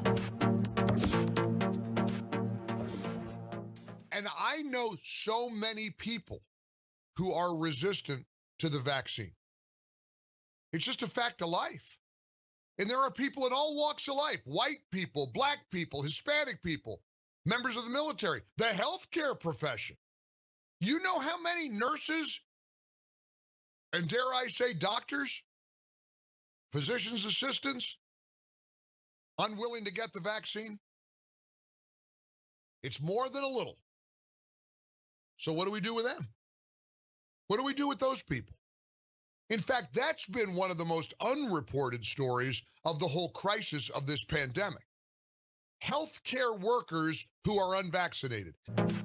Keep up with what's trending. Subscribe on YouTube and at rumble.com.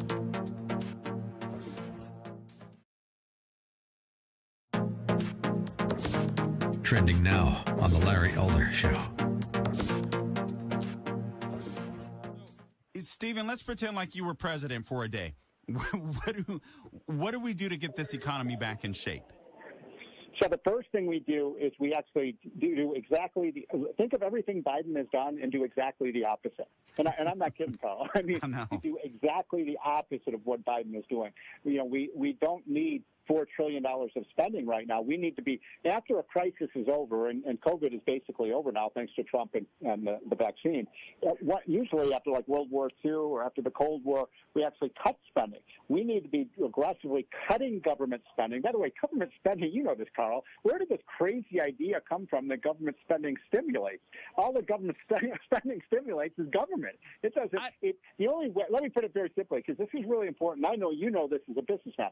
The only way that the government can give you $1,000 is to take $1,000 away from me, right? It's not. It's a zero-sum game, and all we're doing is taking money away from producers and giving it to people who don't produce. That's a formula for disaster. You know what? It's so funny that you mention that. I talk about that often on my show, and one of the things. It's frustrating to hear Biden talk about it, but it's even more. It's scary to me that people believe it. That there's such a lack of understanding when it comes to economics that it completely baffles me. It completely scares me that he could say the things that he says about inflation and just completely get away with it. Now think about somebody like Joe Biden. What has Joe Biden done in his life? Well, he's never had a job. I mean, all he's done, he's been in government his whole life. Keep up with what's trending. Subscribe on YouTube and at rumble.com.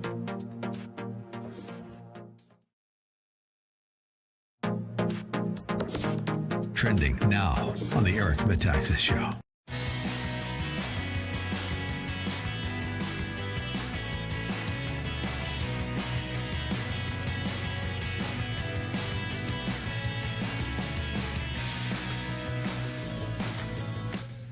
Mark Eister for Dennis Prager. I couldn't do the show without great help of William, Rosalind, and Christian.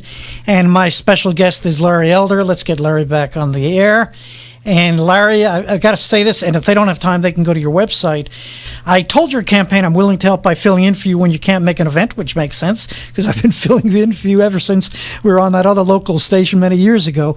But did I get it right? It's electelder.com. They can find out your positions and how to contribute.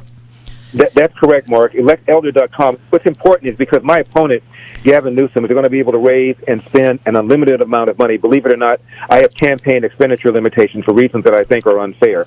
But you asked me about the major issues, and they are crime, homelessness, the out-of-control cost of living, and the arrogant way this man ignored science and shut down this state to the point where a third of all small businesses are now gone forever.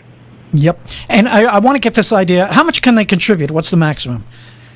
The maximum and any individual can contribute, Mark, is $32,400. And if you don't have that laying around, I'll take anything you got. But again, he's probably going to spend about $50 million minimum to defeat me. He's already raised around $39 million. Just the other day, the teachers union gave him $1.8 million. And when it was clear that I was going to enter, the service employees union gave him $5 million. So altogether, he's already raised about $39 million. And one final thought I want to get out there. I watched one of your interviews with the Sacramento Bee and other publications. They were hostile to you, even in their questioning. I have to tell our audience, you didn't let them get away with anything. One of them referred to your answer as a torrent of words, and you said something to the effect about his phrase didn't bode well for his question. I love the way you didn't take it, and I dare say few people on our side have your courage. But of course, you've never backed down in your career, and you won't back down with your opponents when you win. That's why it's important for everybody across the country to help you. Well, I appreciate that, Mark. By the way, the guy backed down. He began his sentence with, I just heard your torrent of words. And I said, torrent of words? When you start a sentence like that, it's not going to end well. And later on, as you know, he came back a few minutes later and apologized. Yeah. And you can't say this. I can say it. There's nobody like you. Your opponents are nothing. They're not like you at all. He's not going to back down, people listening all across the country. You got to contribute to his campaign, electelder.com. This is a once-in-a-lifetime opportunity. So on September 14th, come out and vote yes on number 1 and vote for Larry Elder number 2, no matter what your party. Governor, anything else you want to say? Just, Mark, thank you so much for the time. Electelder.com, electelder.com. Throw a little something in the tip jar. I'm going to need it. Terrific. And this is so special for all of us. I always finish my show the same way. It's a privilege to have a microphone in the greatest country in the history of the world, and we can keep it that way. Can you imagine if Larry Elder is the next governor of California? Boy, we'll all stay here. Hey, you know what? A lot of people will come back, right? Because that was the dream. That was California. Larry Elder for governor. Mark Eisler filling in for Dennis Prager. I'd love to be with you.